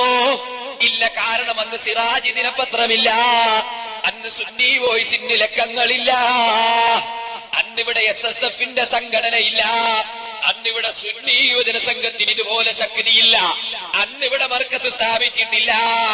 ആ കാലഘട്ടത്തിൽ സുന്നത്ത് ജമാഅത്തിന്റെ മഖ്ബറ പകലിലങ്ങ് പൊളിച്ചെടുത്തപ്പോൾ ചോദ്യം ചെയ്യാനൊരു സുന്നി ഉണ്ടായില്ലല്ലോ. ഇപ്പോഴോ തലശ്ശേരി സ്റ്റേഡിയം പള്ളിന്റെ മുമ്പിലുണ്ട് കുറച്ച് മഖ്ബറ, കുറച്ച് ഉയരമുള്ള മഖ്ബറ. ആ മഖ്ബറ ജമാഅത്ത് ഇസ്ലാമിക്കാരൻ പൊളിച്ചു കഴിഞ്ഞപ്പോ തലശ്ശേരിയിലുള്ള SSFന്റെ പ്രവർത്തകന്മാർ ചെന്നിട്ട് പറഞ്ഞു ജമാഅത്തുകാരോട്, മഖ്ബറ രണ്ടാമത് കെട്ടുന്നോ ഇല്ലെങ്കിൽ നിങ്ങളെ ശൈത്താനെ കൊണ്ട് കെട്ടിക്കും, നിങ്ങളെ മേലെ ശൈത്താനെ കൊണ്ട് കെട്ടിക്കും, നിങ്ങൾ തന്നെ കെട്ടുന്നു. ജമാഅത്തുകാർ പറഞ്ഞു ഉടനെ തന്നെ കെട്ടിത്തരാം. രണ്ടാമത് മഖ്ബറ കെട്ടിച്ചു. ചെറുപ്പക്കാര് ചിന്തിക്കണം. അങ്ങനെ കെട്ടിച്ചപ്പോ ജമാഅത്തുകാര് തീരുമാനം മാറ്റി. 1979 അച്ചടിച്ച പുസ്തകം എന്റെ കയ്യിലുണ്ട്, ജമാഅത്ത് ഇസ്ലാമിയുടെ സന്ദേശം. അതിൽ മൗദൂദി പറയുന്നുണ്ട്, ജനാധിപത്യ രാഷ്ട്രത്തിന്റെ കൊടി പിടിച്ചാല് ദൈവത്തിനെതിരെ രാജ്യദ്രോഹ കൊടി ഉയർത്തലാണെന്ന് പറയുന്നുണ്ട്. ജനാധിപത്യ രാഷ്ട്രത്തിന് വോട്ട് ചെയ്താൽ ഇസ്ലാം എന്ന് പുറത്തു പോകുമെന്ന് പറയുന്നുണ്ട്. ജനാധിപത്യ രാഷ്ട്രത്തിന് വല്ലതിനും പങ്കുചേർന്നാൽ ഇസ്ലാം എന്ന് പുറത്തു പോകുമെന്ന് പറയുന്നുണ്ട്.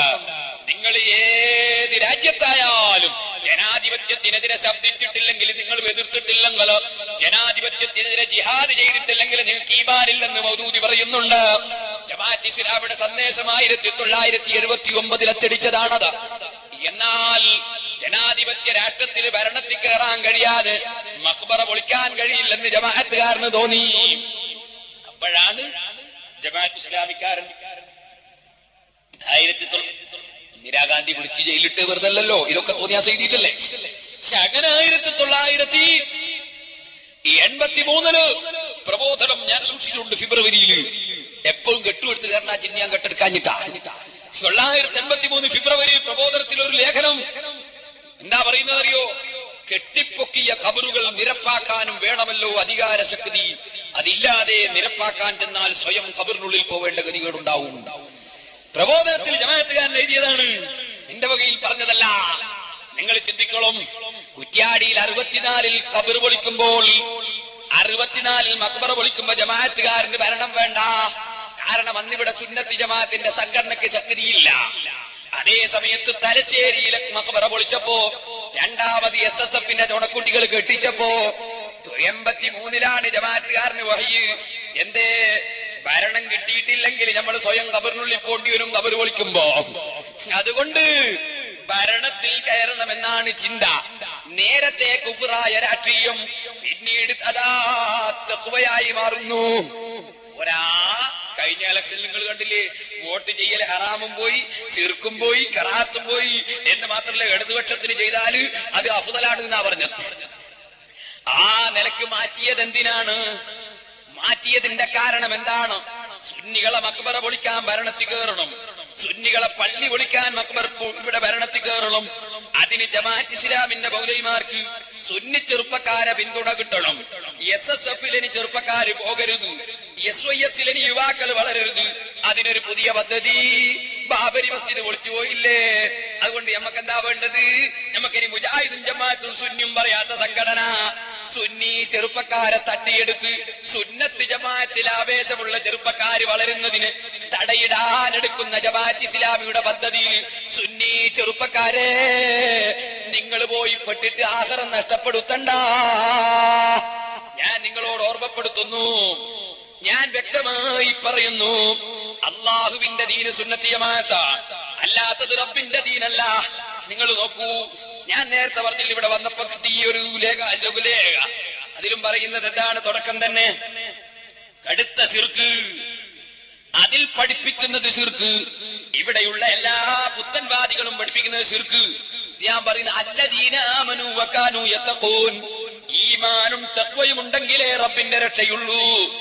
ഈ ഈമാൻ എന്നതുണ്ടാകണമെങ്കിൽ സുന്നിയായി ജീവിച്ച് സുന്നിയായി മരിക്കണം, ഇല്ലെങ്കിൽ ഈമാനില്ല. ഇതൊക്കെ ഈ ലഘുരേഖയിൽ തന്നെ പറയുന്നത് എന്ത്? മരിച്ചുപോയ പുണ്യവാളന്മാർ, ഔലിയ, തങ്ങൾ, ബീവി, സിദ്ധൻ, സ്വാമി, ഇവരോടൊക്കെയാണ് നാം അഭൗതിക സഹായം തേടുന്നതെങ്കിലോ പരിപാടി എങ്ങനെയുണ്ട്? എല്ലാറ്റിനെയും കൂട്ടായിട്ടങ്ങ് കലർത്തി യഥാ റസൂലുള്ളാഹിന്റെ ദജ്ജാലുനാൻ സത്യവസത്യം കൂട്ടിക്കലർത്തി അവതരിപ്പിക്കുന്നു. സിദ്ധൻ എന്ന് പറഞ്ഞാൽ ഔലിയാക്കളല്ല, സിദ്ധൻ എന്ന് പറഞ്ഞാൽ അമ്പിയാക്കളല്ല. അമ്പിയാക്കൾ ഔലിയാക്കൾക്ക് സിദ്ധന്മാരെന്ന് പറയാനും പാടില്ല. സിദ്ധന്മാരെന്ന് പറഞ്ഞാൽ, സിദ്ധന്മാര് എന്നതൊരു ശബ്ദധാരാ വ്യത്യാസം പറഞ്ഞിട്ടുണ്ട്. ഒന്നാമത്തെ അർത്ഥം ദേവന്മാരുടെ യോനിയിൽ ജനിച്ചവന്ന. അങ്ങനെയൊന്നും അമ്പിയാക്കൾ ഔലിയാക്കളെ പറ്റി പറയരുത്, സിദ്ധൻ എന്ന് പറയരുത്. ഞാനതിപ്പോൾ ഇവിടെ വിശദീകരിക്കുന്നില്ല. വേണമെങ്കിൽ സിദ്ധന്മാരും ചിന്നുകളും എന്ന വിഷയം 6 മണിക്കൂർ അത് തന്നെ പ്രസംഗിച്ച കേസിട്ടുണ്ട്, വേണമെങ്കിൽ കേൾക്കാം. ഞാൻ നിങ്ങളോട് പറയുന്നു, സിദ്ധന്മാരെന്ന ഔലിയാക്കളെ കുറിച്ച് പറയരുത്, സ്വാമികളെന്ന ഔലിയാക്കളെ കുറിച്ച് പറയരുത്. അമ്പിയാക്കൾ, ഔലിയാക്കൾ, അവരിൽ നിന്ന് അഭൗതിക സഹായം തേടിയാലോ, അഭൗതിക സഹായം തേടിയാൽ ശിർക്കായി പോകും. എന്താ ഇതിന്റെ കാരണോ? ഇതിന്റെ കാരണം എന്താ? ഇയ്യാക നസ്തഈൻ എന്ന വാചകത്തിന്റെ അർത്ഥം ഇന്ന് വരെ ഈ കമ്പനി പഠിച്ചിട്ടില്ല. ഇയ്യാക നസ്തഈൻ എന്നതിന് പഠിപ്പിച്ച അർത്ഥം എന്താ? അഭൗതികമായ സഹായം പടച്ചവനെ നിന്നോട് മാത്രം തേടുന്നു. അങ്ങനെ ലോകത്തൊരൊറ്റ മുഫസ്സിറായത്തിനർത്ഥം പറഞ്ഞിട്ടില്ല. എന്റെ മുസ്ലിമീങ്ങൾ ചിന്തിക്കണം, ഖുർആൻ വ്യാഖ്യാതാക്കളിൽ നിന്ന് ഏതെങ്കിലും ഒരു വ്യാഖ്യാതാവ് വഇയ്യാക നസ്തഈൻ എന്ന ആയത്തിന് അഭൗതികമായ രംഗത്ത് നിന്നോട് മാത്രം ഞങ്ങൾ സഹായം ചോദിക്കുന്നു എന്നൊരർത്ഥം വല്ലാഹി പറഞ്ഞിട്ടില്ല. പിന്നെ എന്താണ് പറഞ്ഞത്? സർവ മുഫസ്സിരീകളും ഈ ആയത്തിന് പറഞ്ഞ അർത്ഥം വഇയ്യാക നസ്തഈൻ ഫീ ജമീഉൽ മതാലിബ് ഫീ കുല്ലിൽ മതാലിബ്, എല്ലാ വിഷയത്തിലും ഭൗതികം അഭൗതികമെന്ന് വ്യത്യാസമില്ലാതെ എല്ലാ വിഷയത്തിലും പടച്ചവനെ നിന്നോട് മാത്രം ഞങ്ങൾ സഹായം ചോദിക്കുന്നു. ഭൗതിക സഹായവും നിന്നിൽ നിന്നാണ്, അഭൗതിക സഹായവും നിന്നിൽ നിന്നാണ്, നീ അല്ലാത്ത സഹായില്ല. പിന്നെന്തിനാണ് ഓപ്പറേറ്ററോട് മൈക്ക് കുറച്ച് പൊക്കി തരണമെന്ന് പറഞ്ഞത്? അള്ളാനോട് പറഞ്ഞാ പോരെ? എടോ, അല്ലാഹു തആല അവന്റെ സഹായം കൊടുക്കാൻ കാരണങ്ങൾ നിശ്ചയിച്ചിട്ടുണ്ട്. അവൻ നിശ്ചയിക്കുന്ന കാരണങ്ങളുമായി ബന്ധപ്പെടുന്നത് അത് അവനാണ് സഹായിക്കുന്നവനെന്ന വിശ്വാസത്തിനെതിരല്ല. നീ ചിന്തിച്ചു വെച്ചോ, മക്കളെ കൊടുക്കുന്നവൻ അല്ലാഹുവാണ്. പക്ഷേ മെഡിക്കൽ കോളേജിലുണ്ടൊരു ഡോക്ടർ, അദ്ദേഹത്തിന്റെ ചികിത്സ കൊണ്ട് ഒരുപാട് ആൾക്ക് മക്കൾ ഉണ്ടായിട്ടുണ്ട്. അയാളെ സമീപിക്കുന്നത് ഇയ്യാക നസ്തഈൻ എന്നതിനെതിരല്ല. ഇനി നീ പഠിച്ചു വെച്ചോ, മറതിയുണ്ടായി അബൂ ഹുറൈറ റളിയല്ലാഹു അൻഹുവിന് നബി തങ്ങളോട് അഭൗതികമായ നിലക്ക് സഹായിക്കാൻ പറഞ്ഞു. അല്ലാഹുവിന്റെ റസൂല് പറഞ്ഞു, നീ തുണിയെടുത്ത് നിലത്ത് വിരിച്ചോ. ആ തുണിയിലേക്ക് റസൂലുള്ള കൈ ഇങ്ങനെ കൂട്ടിയിട്ട് എന്തോ വാരിയിടുന്നത് പോലെ ചെയ്തു, കാഴ്ചക്കൊന്നും കാണുന്നില്ല. ആ പണിയങ്ങ് ചെയ്തിട്ട് ആ തുണിയെടുത്ത് നെഞ്ഞിലേക്ക് കൂട്ടിവെക്കാൻ പറഞ്ഞു. ഭൗതിക ചികിത്സയല്ല, അഭൗതിക ചികിത്സയാണ്. അല്ലാഹുവിന്റെ റസൂൽ അത് പറഞ്ഞതുപോലെ നെഞ്ഞിലേക്ക് കൂട്ടിവെച്ചപ്പോ അബൂ ഹുറൈറ തങ്ങളെ മറതി പമ്പ കടന്നുപോയി. ഇമാം ബുഖാരി റിപ്പോർട്ട് ചെയ്തില്ലേ? അഭൗതികമായ സഹായം, വെള്ളമില്ലാതെ ദാഹിച്ച് വിശന്ന ഹുദൈബിയയിലെ സഹാബത്ത് ഫജഹിസന്നാസു നഹവ, ഇമാം ബുഖാരി റിപ്പോർട്ട് ചെയ്യുന്നു. വെള്ളമില്ലാതായപ്പോ നബിയോട് വന്ന് അഭൗതികമായ നിലക്ക് സഹായം കൊടുക്കാൻ, വെള്ളം കൊടുക്കാൻ സഹാബത്ത് തേടിയില്ലേ? ആ തേട്ടത്തിന് റസൂലുള്ള ഉത്തരം ചെയ്തില്ലേ? വെള്ളം കൊടുത്തില്ലേ? എങ്ങനെ കൊടുത്തു? ഭൗതികമായ നിലക്കല്ല, പിന്നെയോ കയ്യിന്റെ വിരലിലൂടെ വെള്ളം കൊടുത്തു. കണ്ടില്ലേ നീ? ഇസ്തകാ ഇലൈഹിന്നാസ്, ഇമാം ബുഖാരി റിപ്പോർട്ട് ചെയ്യുന്നു. സഹാബത്ത് നബിയോട് വെള്ളമില്ലാത്ത സമയത്ത് വന്ന് സങ്കടത്തോടെ തേടി, സങ്കടത്തോടെ അഭയം തേടി, സങ്കടം പറഞ്ഞു, അപേക്ഷ സമർപ്പിച്ചു. റസൂലുള്ള അഭൗതികമായ നിലക്ക് സഹായം കൊടുത്തു.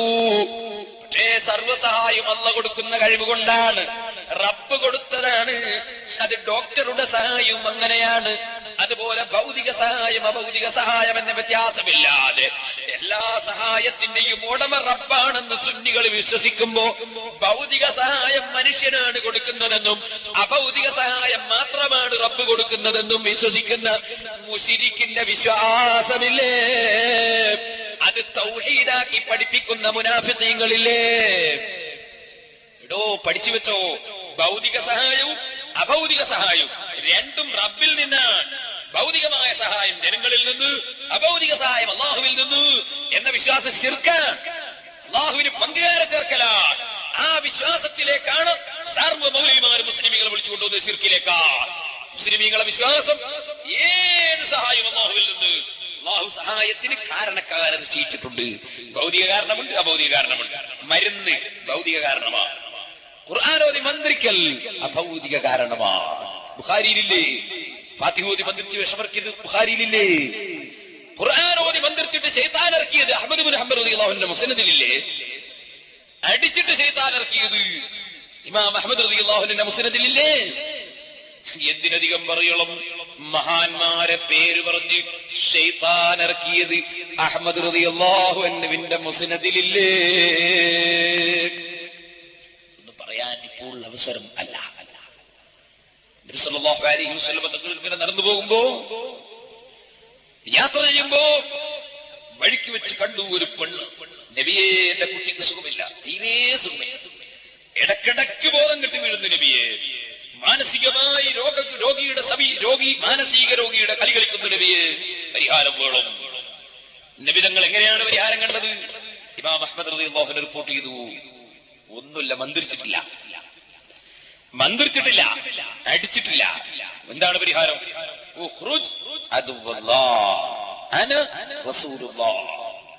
പെണ്ണെ, ആ കുട്ടീനെ കൊണ്ട് കൊണ്ട, കുട്ടീനെ വാങ്ങിയിട്ട് അല്ലാഹുവിന്റെ റസൂൽ ചെയ്ത ചികിത്സ,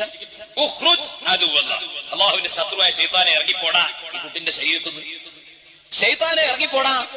ഞാൻ റസൂലുള്ളാഹിയാണടാ, ഇറങ്ങിപ്പോയിക്കോ. ഒന്നും പറഞ്ഞില്ല. റസൂലുള്ളാഹിന്റെ പേര് പറഞ്ഞതേ ഉള്ളൂ. മഹാന്മാരെ പേര് പറഞ്ഞാൽ തന്നെ ശൈത്താനെ പേടിയാ.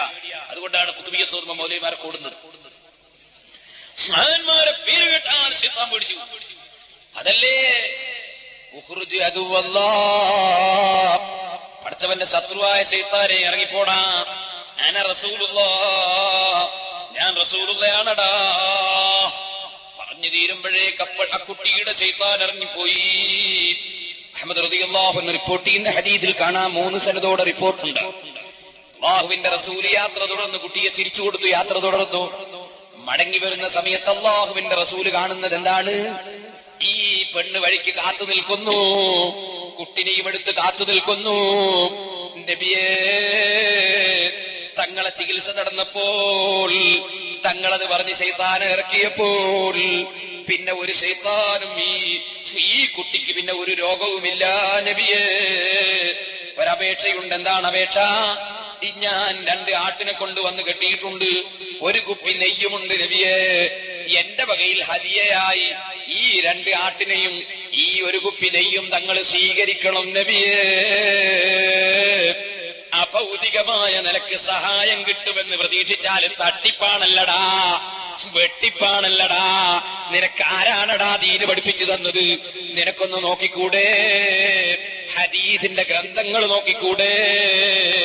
ഇമാം ബുഖാരി റളിയല്ലാഹു അൻഹുവിന്റെ ഗുരുവര്യരായ 4 മദ്ഹബിന്റെ ഇമാമിങ്ങളിൽ ഒരാളായ അഹ്മദ് ഇബ്നു ഹംബൽ റളിയല്ലാഹു തആല അൻഹു തങ്ങൾ അവിടുത്തെ മുസ്നദിൽ റിപ്പോർട്ട് ചെയ്ത ഹദീസ്, എന്തേ അല്ലാഹുവിന്റെ റസൂലിന് ഈ പെണ്ണ് ഹദിയ കൊണ്ടുവന്നിരിക്കുന്ന ശൈത്താൻ ഇറക്കിയ വകയിൽ 2 ആട്ടിനെയും ഒരു കുപ്പി നെയ്യുമാണ് കൊണ്ടുവന്ന് വെച്ചിരിക്കുന്നത്. നബിയേ, ഹദിയ ഖബൂൽ ചെയ്യണം. നബിയേ. അല്ലാഹുവിന്റെ റസൂലിന്റെ മറുപടി സഹാബത്തിനെ വിളിച്ച് പറയുന്നു, ആ പെണ്ണ് പൊരുത്തത്തോടെ സന്തോഷത്തോടെ തന്ന ഹദിയല്ലേ, അതിൽ നിന്ന് ഒരാട്ടിനെ നിങ്ങളങ്ങ് തെളിച്ചോ, ഒന്നിനെ മടക്കി കൊടുത്തേ. ഹദിയ തന്നത് തിരിച്ചു പൂർണ്ണമായി തിരിച്ചു കൊടുത്ത പെണ്ണിന് വേദന വേണ്ട. ഒന്ന് റസൂലുള്ള സ്വീകരിക്കുന്നു, ഒന്ന് മടക്കി കൊടുക്കുന്നു. അഭൗതികമായ നിലയ്ക്ക് റസൂലുള്ളാന്റെ പേര് പറഞ്ഞിട്ട് ശൈത്താൻ ഇറക്കിയില്ലേ, ആ നിലക്ക് ഇറക്കുമെന്ന വിശ്വാസത്തോട് നബിയുടെ മുമ്പിൽ സഹാബത്ത് കുട്ടിയെ കൊണ്ടുവന്നില്ലേ, എന്നിട്ട് അതിന്റെ വകയിൽ റസൂലുള്ളാക്ക് ഹദിയയും കൊടുത്തില്ലേ, ആ ഹദിയ റസൂലുള്ള ഖബൂൽ ചെയ്തില്ലേ. ആയിഷ ബീവി നൂല് വന്തിരിച്ച് കെട്ടിയില്ലേ. ഇബ്നു അബീ ശൈബ, ഇമാം ബുഖാരിയുടെ ഗുരുവര്യരായ ഇബ്നു അബീ ശൈബ അത് റിപ്പോർട്ട് ചെയ്തില്ലേ. ഇബ്നു അബ്ബാസ് ഉറുക്ക് കെട്ടിയിട്ട് അതാ കയ്യിന്റെ തോളിന്റെ മേൽ, സഹോദരന്മാരെ, ഗർഭിണിയായി പ്രസവവേദന വന്ന പെണ്ണിന് കയ്യിന്റെ തോളിന്റെ മേൽ എഴുതി കെട്ടിക്കൊടുക്കാൻ നിർദ്ദേശം നൽകിയില്ലേ. ഇബ്നു തൈമിയ്യ തന്നെ അത് വിവരിച്ചില്ലേ. ഞാൻ ചുരുക്കി പറയട്ടെ, അല്ലാഹുവിന്റെ റസൂൽ പരിശുദ്ധ ഖുർആനിലെ ഒരുപാട് ആയത്തുകൾ ഓതി മന്ത്രിച്ചത് ഹദീസിലില്ലേ. പോരാ, റസൂലുള്ള ഉമിനീരും കൂട്ടിയിട്ട് മണ്ണും കൂട്ടി മന്ത്രിച്ചതില്ലേ. അല്ലാഹുവിന്റെ റസൂലും സഹാബത്തും ഇവിടെ മന്ത്രം പഠിപ്പിച്ചിട്ടുണ്ട്. അബ്ദുല്ലാഹ് ഇബ്നു അംർ തങ്ങൾ കടലാസിൽ എഴുതിയിട്ട് കുട്ടികളെ കഴുത്തിൽ കെട്ടിക്കൊടുത്തില്ലേ. സഹാബത്ത് ഉറുക്ക് കെട്ടിയില്ലേ. അല്ലാഹുവിന്റെ റസൂല് മന്ത്രിച്ചില്ലേ, മന്ത്രിക്കാൻ കൽപ്പിച്ചില്ലേ, സഹാബത്ത് മന്ത്രിച്ചില്ലേ. ഇങ്ങനെയുള്ള സർവകാര്യങ്ങളും വെട്ടിപ്പും തട്ടിപ്പും പൗരോഹിത്യവുമാണെന്ന് പറഞ്ഞ് റസൂലുള്ളാഹിനെ പുരോഹിതനാക്കുന്നവർ, സഹാബത്തിനെ പുരോഹിതരാക്കുന്നവർ, അവരെ വെട്ടിപ്പും തട്ടിപ്പുകാരുമാക്കുന്നവർ ഈമാനോടെ മരിക്കുമോ മോമിനീങ്ങളെ?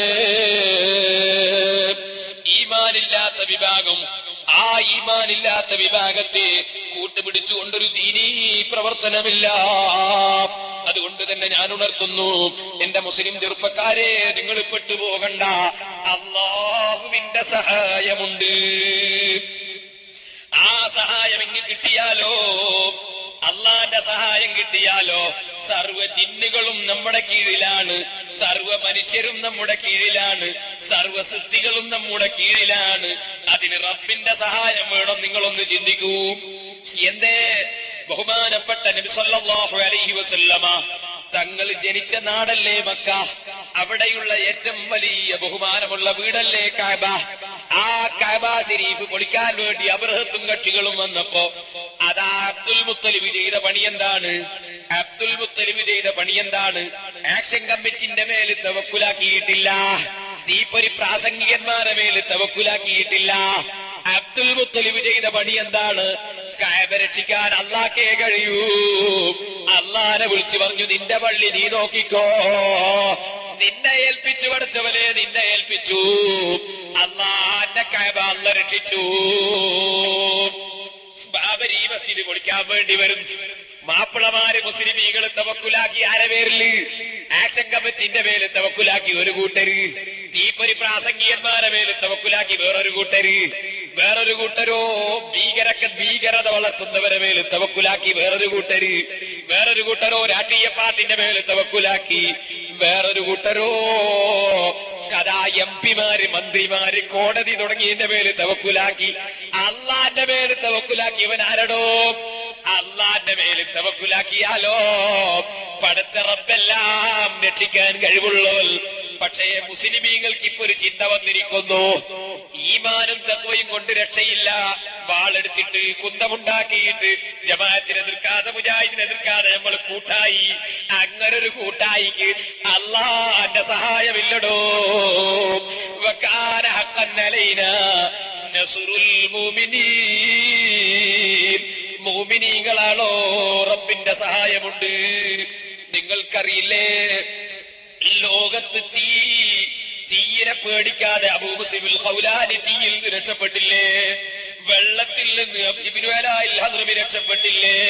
സിംഹങ്ങളെ മുന്നിൽ നിന്ന് ബഹുമാനപ്പെട്ട സഫീന റളിയല്ലാഹു അൻഹു രക്ഷപ്പെട്ടില്ലേ? പോകട്ടെ സഹോദരന്മാരെ, ഇമാം ഗസാലി തങ്ങൾക്ക് ജിന്നുകൾ ഖിദ്മത്തെടുത്തില്ലേ? ഇമാമുൽ ഹറമൈനി തങ്ങൾക്ക് ഖിദ്മത്തെടുത്തില്ലേ? നിങ്ങൾ എന്തേ ചിന്തിച്ചത്? ലോകത്ത് റബ്ബിന്റെ ജുനൂദു സമാവാതി വൽ അർള് അറിയാമോ? ആകാശഭൂമികളിൽ അല്ലാഹുവിന് ഒരുപാട് സൈന്യങ്ങളുണ്ട്, മലക്കുകളുണ്ട്, ജിന്നുകളുണ്ട്, സാലിഹീകളുണ്ട്, മഹാത്മാക്കള അർവാഹകളുണ്ട്. അതിന്റെ സഹായം കിട്ടണോ? ബദരീകൾ സഹായിക്കുമടോ, ഉഹദീകൾ സഹായിക്കുമടോ, എല്ലാ മഹാന്മാരും സഹായിക്കും. സുന്നിയാണോ നീ? എന്നാ നീ സുന്നിയിൽ ഉറച്ചു നിന്നോ.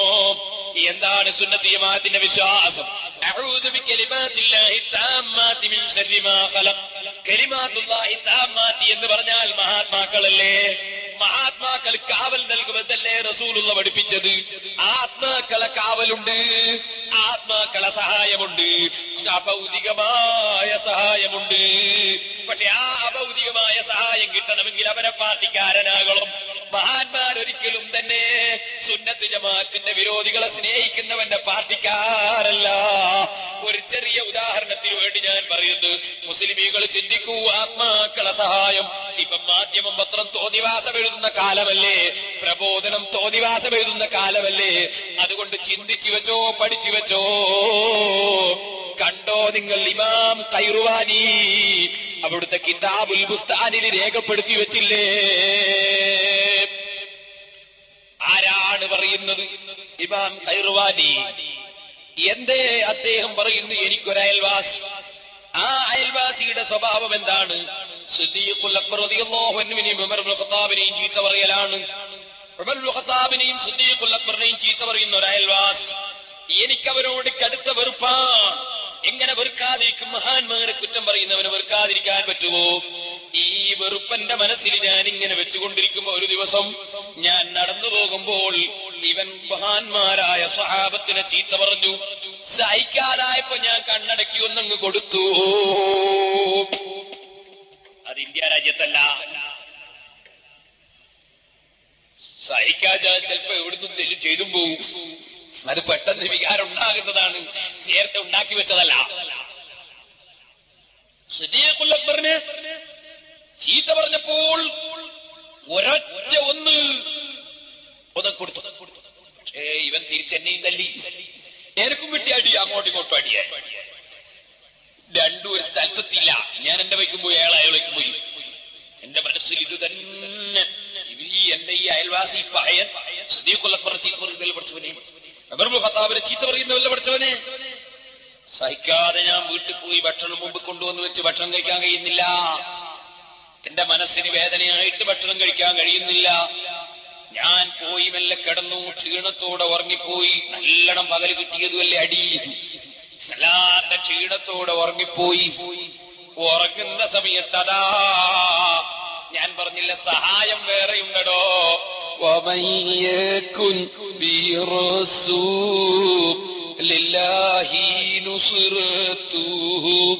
إن تلقاه الأسد في عجمها تجيبي. ചൊല്ലിക്ക മദീനത്തേക്ക് ഒരു സ്വലാത്ത് റസൂലുള്ളാഹിന്റെ സഹായം നമുക്ക് ലഭിക്കട്ടെ. മൗലായ സ്വല്ലി വസല്ലിം ദായിമൻ അബദാ അലാ ഹബീബിക ഖൈറിൽ ഖൽഖി കുല്ലിഹിം. അല്ലാഹുവിന്റെ റസൂലിനെ സ്വപ്നം കണ്ടു. റസൂലുള്ളാഹിനെ സ്വപ്നം കണ്ടാൽ അത് വേറെ ഒരാളല്ല, ജിന്നുകൾ ശൈത്താന്മാര് പലതിന്റെ രൂപത്തിൽ വന്ന് സ്വപ്നത്തിൽ മനുഷ്യനെ പറ്റിച്ചു കളയാൻ സാധ്യതയുണ്ട്. പല കള്ളത്തരീഖത്തുകാർക്കും പറ്റൽ അങ്ങനെയാണ്. ശൈഖിന്റെ കോലത്തിൽ ചിലപ്പോ ജിന്ന് വരും, നിനക്ക് ഉറക്കിൽ നിർദ്ദേശം തരും. നീ വിചാരിക്കും എന്റെ ശൈഖിന്റെ കറാബത്താണെന്ന്. അത് ചിലപ്പോ കള്ളത്തരീഖത്തുകാരന് ശൈഖിന്റെ കോലത്തിൽ വരുന്ന ജിന്നാണ് കേട്ടോ. മഗ്ഫിറത്തിലേക്ക് ഓടിച്ചെന്നോ, റബ്ബ് ദോഷം പൊറുക്കുന്നവനാണ്, അതിന് നല്ല കാര്യങ്ങളിലേക്ക് നീ ഓടിച്ചെന്നോ. അതേ ആകാശഭൂമികളുടെ വിശാലതയുള്ള സ്വർഗമുണ്ട്, ആ സ്വർഗത്തിലേക്ക് ഓടിച്ചെന്നോ എന്നറിയിക്കുന്ന ആ ആയത്തോതി നബിതങ്ങൾ ഒരു ചെറിയ ഉപദേശം നൽകിയപ്പോൾ അറിയില്ലേ, ബദരീങ്ങളിൽപ്പെട്ട മഹാൻ സദത്തീനൽ കുബറ മിൻ സുഹദാറുലി ബദീരിൻ ദാറും ലിസറാ ഹും ജുന്ദു ഫളിൻ വ ഇഹ്സാനിൻ വ മക്റൂമതി ഹും സയ്യിദു മില്ലത്തൽ മുഖ്താരി മിൻ മുളറാ എന്ന് നമ്മൾ പാടിപ്പുകയറ്റുന്ന ബദരീങ്ങളിലെ ബദർ ശുഹദാക്കളിലെ മഹാനായ ഉമൈർ ഇബ്നുൽ ഹുമാം റളിയല്ലാഹു അൻഹു സദസ്സിൽ നിന്ന് തലപൊക്കിപ്പോയി നബിയോട് സംശയം ചോദിച്ചു പോയി. നബിയേ, ജന്നത്തുൻ അർളു അസ്സമാവാതു വൽ അർളു യാ റസൂലല്ലാഹ്, ആകാശഭൂമികളുടെ വിശാലതയുള്ള സ്വർഗം യജമാനനായ റബ്ബ് ഞങ്ങൾക്ക് തരുമോ നബിയേ? ചെറുപ്പക്കാരെ, സുബഹി ഖളാകാതെ നിസ്കരിക്കണമെന്നല്ലേ പറഞ്ഞുള്ളൂ, വാളെടുത്തിറങ്ങാൻ പറഞ്ഞിട്ടില്ലല്ലോ. നിങ്ങൾ ജമാഅത്തിന് പരമാവധി പങ്കെടുക്കണമെന്നല്ലേ പറഞ്ഞുള്ളൂ. ദിക്റും സലാത്തും ഖുർആനോത്തും വർദ്ധിപ്പിക്കണമെന്നല്ലേ പറഞ്ഞുള്ളൂ. ഹറാം കൈയൊഴിക്കണമെന്നല്ലേ പറഞ്ഞുള്ളൂ. യജമാനന്റെ വെള്ളം കുടിച്ചല്ലേ ജീവിക്കുന്നത്, യജമാനൻ തന്ന വായു ശ്വസിച്ചല്ലേ ജീവിക്കുന്നത്, യജമാനൻ തന്ന ആരോഗ്യത്തോടെയല്ലേ ജീവിക്കുന്നത്. പെണ്ണേ, നിന്റെ പരിഷ്കാരം വലിച്ചെറിഞ്ഞ് നീ തഖ്വ ചെയ്ത് ജീവിക്കണമെന്നല്ലേ പറഞ്ഞിട്ടുള്ളൂ. അറിയില്ലേ നിനക്ക്, മാനസിക രോഗികൾ ഈ ടൗണിലൂടെ നടന്നു പോകുന്നവരില്ലേ, മാനസിക രോഗികൾ ഹോട്ടലിൽ നിന്ന് തിന്ന ജനങ്ങളുടെ ഭക്ഷണത്തിന്റെ അവശിഷ്ടങ്ങൾ അതാ മുനിസിപ്പാലിറ്റി തൊട്ടിയുടെ സമീപത്ത് ചെന്ന് അതെടുത്ത് വാരി തിന്നുന്ന മാനസിക രോഗികളില്ലേ, മെഡിക്കൽ കോളേജിന്റെ മേൽപോട്ട് നോക്കി കിടക്കുന്ന വലിയ കോടീശ്വരന്മാരില്ലേ, ഒരിറ്റി വെള്ളം കുടിക്കാൻ, ഒരു നേരത്തെ ഭക്ഷണം കഴിക്കാൻ കഴിവില്ലാത്തവര് വേറെ, മനസ്സിന് സ്വസ്ഥതയില്ലാത്തവര് വേറെ, സാമ്പത്തിക ശേഷിയുണ്ടെങ്കിലും വെള്ളം കുടിക്കണ്ടെന്ന് റബ്ബ് തീരുമാനിച്ചതുകൊണ്ട് കുടിക്കാതെ രോഗവുമായി മല്ലടിക്കുന്നവര് വേറെ. ഇതൊന്നുമില്ലാതെ സാധുവായ എനിക്കും നിങ്ങൾക്കും റബ്ബ് ആരോഗ്യം തന്നില്ലേ, വെള്ളം തന്നില്ലേ, ഭക്ഷണം തന്നില്ലേ, എല്ലാ നിഅമത്തും തന്നില്ലേ. ആ നിഅമത്ത് ചെയ്ത റബ്ബിൽ 5 നേരം ഖളാകാതെ സുജൂദ് ചെയ്യാൻ, ആ നിഅമത്ത് ചെയ്ത റബ്ബിന്റെ ഖുർആൻ ഓതാൻ, ആ റബ്ബിന്റെ ഹബീബിന്റെ പേരിൽ സ്വലാത്ത് ചൊല്ലാൻ, ആ റബ്ബിന്റെ ദീനിനു വേണ്ടി പ്രവർത്തിക്കാൻ, ആ റബ്ബിന്റെ ദീന് നശിപ്പിക്കുന്നവരെ എതിർക്കാൻ, ആ റബ്ബ് നമുക്ക് പഠിപ്പിച്ച ചിട്ടയിലായി ജീവിക്കാൻ മാത്രമല്ലേ സാധുവായ ഞാൻ എന്നോട് പറഞ്ഞുള്ളൂ, അതല്ലേ നിങ്ങളോട് പറഞ്ഞുള്ളൂ. എന്നാലും നോക്കൂ, നിങ്ങൾ വാളുമെടുത്തിറങ്ങിയ പാവപ്പെട്ട സഹാബത്ത് സ്വർഗത്തിൽ കടക്കാനാണല്ലോ, റസൂലുള്ളാഹിന്റെ കൂടെ സന്തോഷിക്കാനാണല്ലോ, അല്ലാഹുവിന്റെ റസൂല് സ്വർഗ്ഗം ഉദ്ഘാടനം ചെയ്യുമ്പോ പങ്കെടുക്കാനാണല്ലോ. ആ നിലക്ക് വന്ന സഹാബത്തിൽ ഉമൈർ ഇബ്നുൽ ഹുമാം തങ്ങൾ സ്വർഗത്തെ കുറിച്ച് കേട്ടപ്പോൾ, പടച്ച റബ്ബിന്റെ മാപ്പിനെ കുറിച്ച് കേട്ടപ്പോൾ ആവേശത്തോടെ ചോദിച്ചു പോയി, ജന്നത്തുൽ അർളു ഹസ്സമാവാതു വൽ അർളു യാ റസൂലല്ലാഹ്, ആകാശഭൂമികളുടെ വിശാലതയുള്ള സ്വർഗം ഈമാനിലും തഖ്വയിലുമായി ജീവിച്ച് മരിച്ചാൽ, നിന്റെ ദീനിന് പ്രവർത്തിച്ചാൽ, അതാ യജമാനനായ റബ്ബ് അവന്റെ ദീനിനു വേണ്ടി പ്രവർത്തിച്ചാൽ തരുമോ നബിയേ? ചോദ്യം കേട്ടപ്പോ അല്ലാഹുവിന്റെ റസൂൽ അങ്ങ് പറഞ്ഞു, ജന്നത്തുൻ അർളുഹ സമാവാതു വൽ അർള്, ആകാശഭൂമികളുടെ വിശാലതയുള്ള സ്വർഗം തന്നെയാണ് വേറെ യജമാനനായ റബ്ബ് നൽകുന്നു. തങ്ങളെ കൽവിൽ സ്വർഗം നിറഞ്ഞുപോയി, സ്വർഗം നിറഞ്ഞുപോയി. നിൽക്കുന്ന സ്ഥലത്ത് ഉമൈർ എടുത്ത് ചാടിപ്പോയി. ബഹിൻ ബഹിൻ എന്ന് പറഞ്ഞ് ചാടിപ്പോയി. അല്ലാഹുവിന്റെ റസൂല് ചോദിച്ചു, മാ ഹബലക അലാ ഹാദാ യാ ഉമൈർ, ഉമൈറേ എന്തേ നിന്നെ ചാടാൻ പ്രേരിപ്പിച്ചതെന്തേ? അഷ്റഫുൽ ഖൽഖ് സല്ലല്ലാഹു അലൈഹി വസല്ലം അങ്ങയുടെ മജ്ലിസ് വലിയ അദബ് കാണിക്കേണ്ട മജ്ലിസല്ലേ, അങ്ങയുടെ സ്ഥാനം അത്രയും വലുതല്ലേ, അവിടെ തുള്ളാനുള്ള സദസ്സല്ലല്ലോ. ഉമൈർ ഇബ്നുൽ ഹുമാം തങ്ങളോട് ചോദിക്കുമ്പോ ഉമൈറിന്റെ കണ്ണ് നിറഞ്ഞുപോയി, ഉമൈറിന്റെ മനസ്സ് പടച്ചുപോയി. ഉമൈർ ഇബ്നുൽ ഹുമാം തങ്ങൾ ആദ്യം തന്നെ പറയുന്നു, ലാ ലാ യാ റസൂലല്ലാഹ്. എന്തൊരു സ്നേഹത്തോടെയാണ് റസൂലുള്ളാഹിനെ വിളിച്ചത്, എന്തൊരാദരവോടെയാണ് വിളിച്ചത്. ലാ യാ റസൂലല്ലാഹ്. നബിയെ കിബിറ് കൊണ്ട് തുള്ളിയതല്ല, അഹംഭാവം കൊണ്ട് ചാടിയതല്ല. അവിടുത്തെ മഹനീയ ഹദ്റത്തിൽ പാവപ്പെട്ട ഞാനെന്ത് തുള്ളാനാണ്, അവിടുത്തെ മഹനീയ സദസ്സിൽ ഞാനെങ്ങനെ ചാടാനാണ്. അങ്ങയുടെ മജ്ലിസിൽ ഞാൻ തുള്ളി അദബ് കേട് കാണിച്ചതല്ല നബിയേ, കിബിറ് കാണിച്ചതല്ല നബിയേ. അതേ സമയത്ത് എന്റെ കൽബിലേക്ക് ആകാശഭൂമികളുടെ വിസ്താരമുള്ള സ്വർഗം യജമാനനായ റബ്ബ് തരുമെന്നും മുൻകാലത്ത് കഴിഞ്ഞുപോയ ദോഷങ്ങളൊക്കെ യജമാനനോട് മാപ്പ് പറയുമ്പോൾ, യജമാനന്റെ ദീനിനെ ഖിദ്മത്ത് ചെയ്യുമ്പോൾ യജമാനൻ മാപ്പ് തരുമെന്നും ഒക്കെ കേട്ടപ്പോൾ ഇല്ലാ റജാ അൻ നകൂന മിൻ അഹ്ലിഹാ യാ റസൂലല്ലാഹ്. ആ സ്വർഗത്തിന്റെ അവകാശികളെ കൂട്ടത്തിൽ പാവപ്പെട്ട ഉമൈറും പെടുമെന്ന് ഉമൈറിന്റെ മനസ്സിലങ്ങ് തോന്നിപ്പോയി നബിയേ. ഉമൈർ സ്വർഗത്തിൽ കാലെടുത്ത് വെക്കുന്ന സമയം ഉമൈറിന്റെ മനസ്സിലങ്ങ് തോന്നിപ്പോയി നബിയേ. ആ സ്വർഗത്തിൽ ഉമൈറങ്ങ് കടന്നതുപോലെ തോന്നി.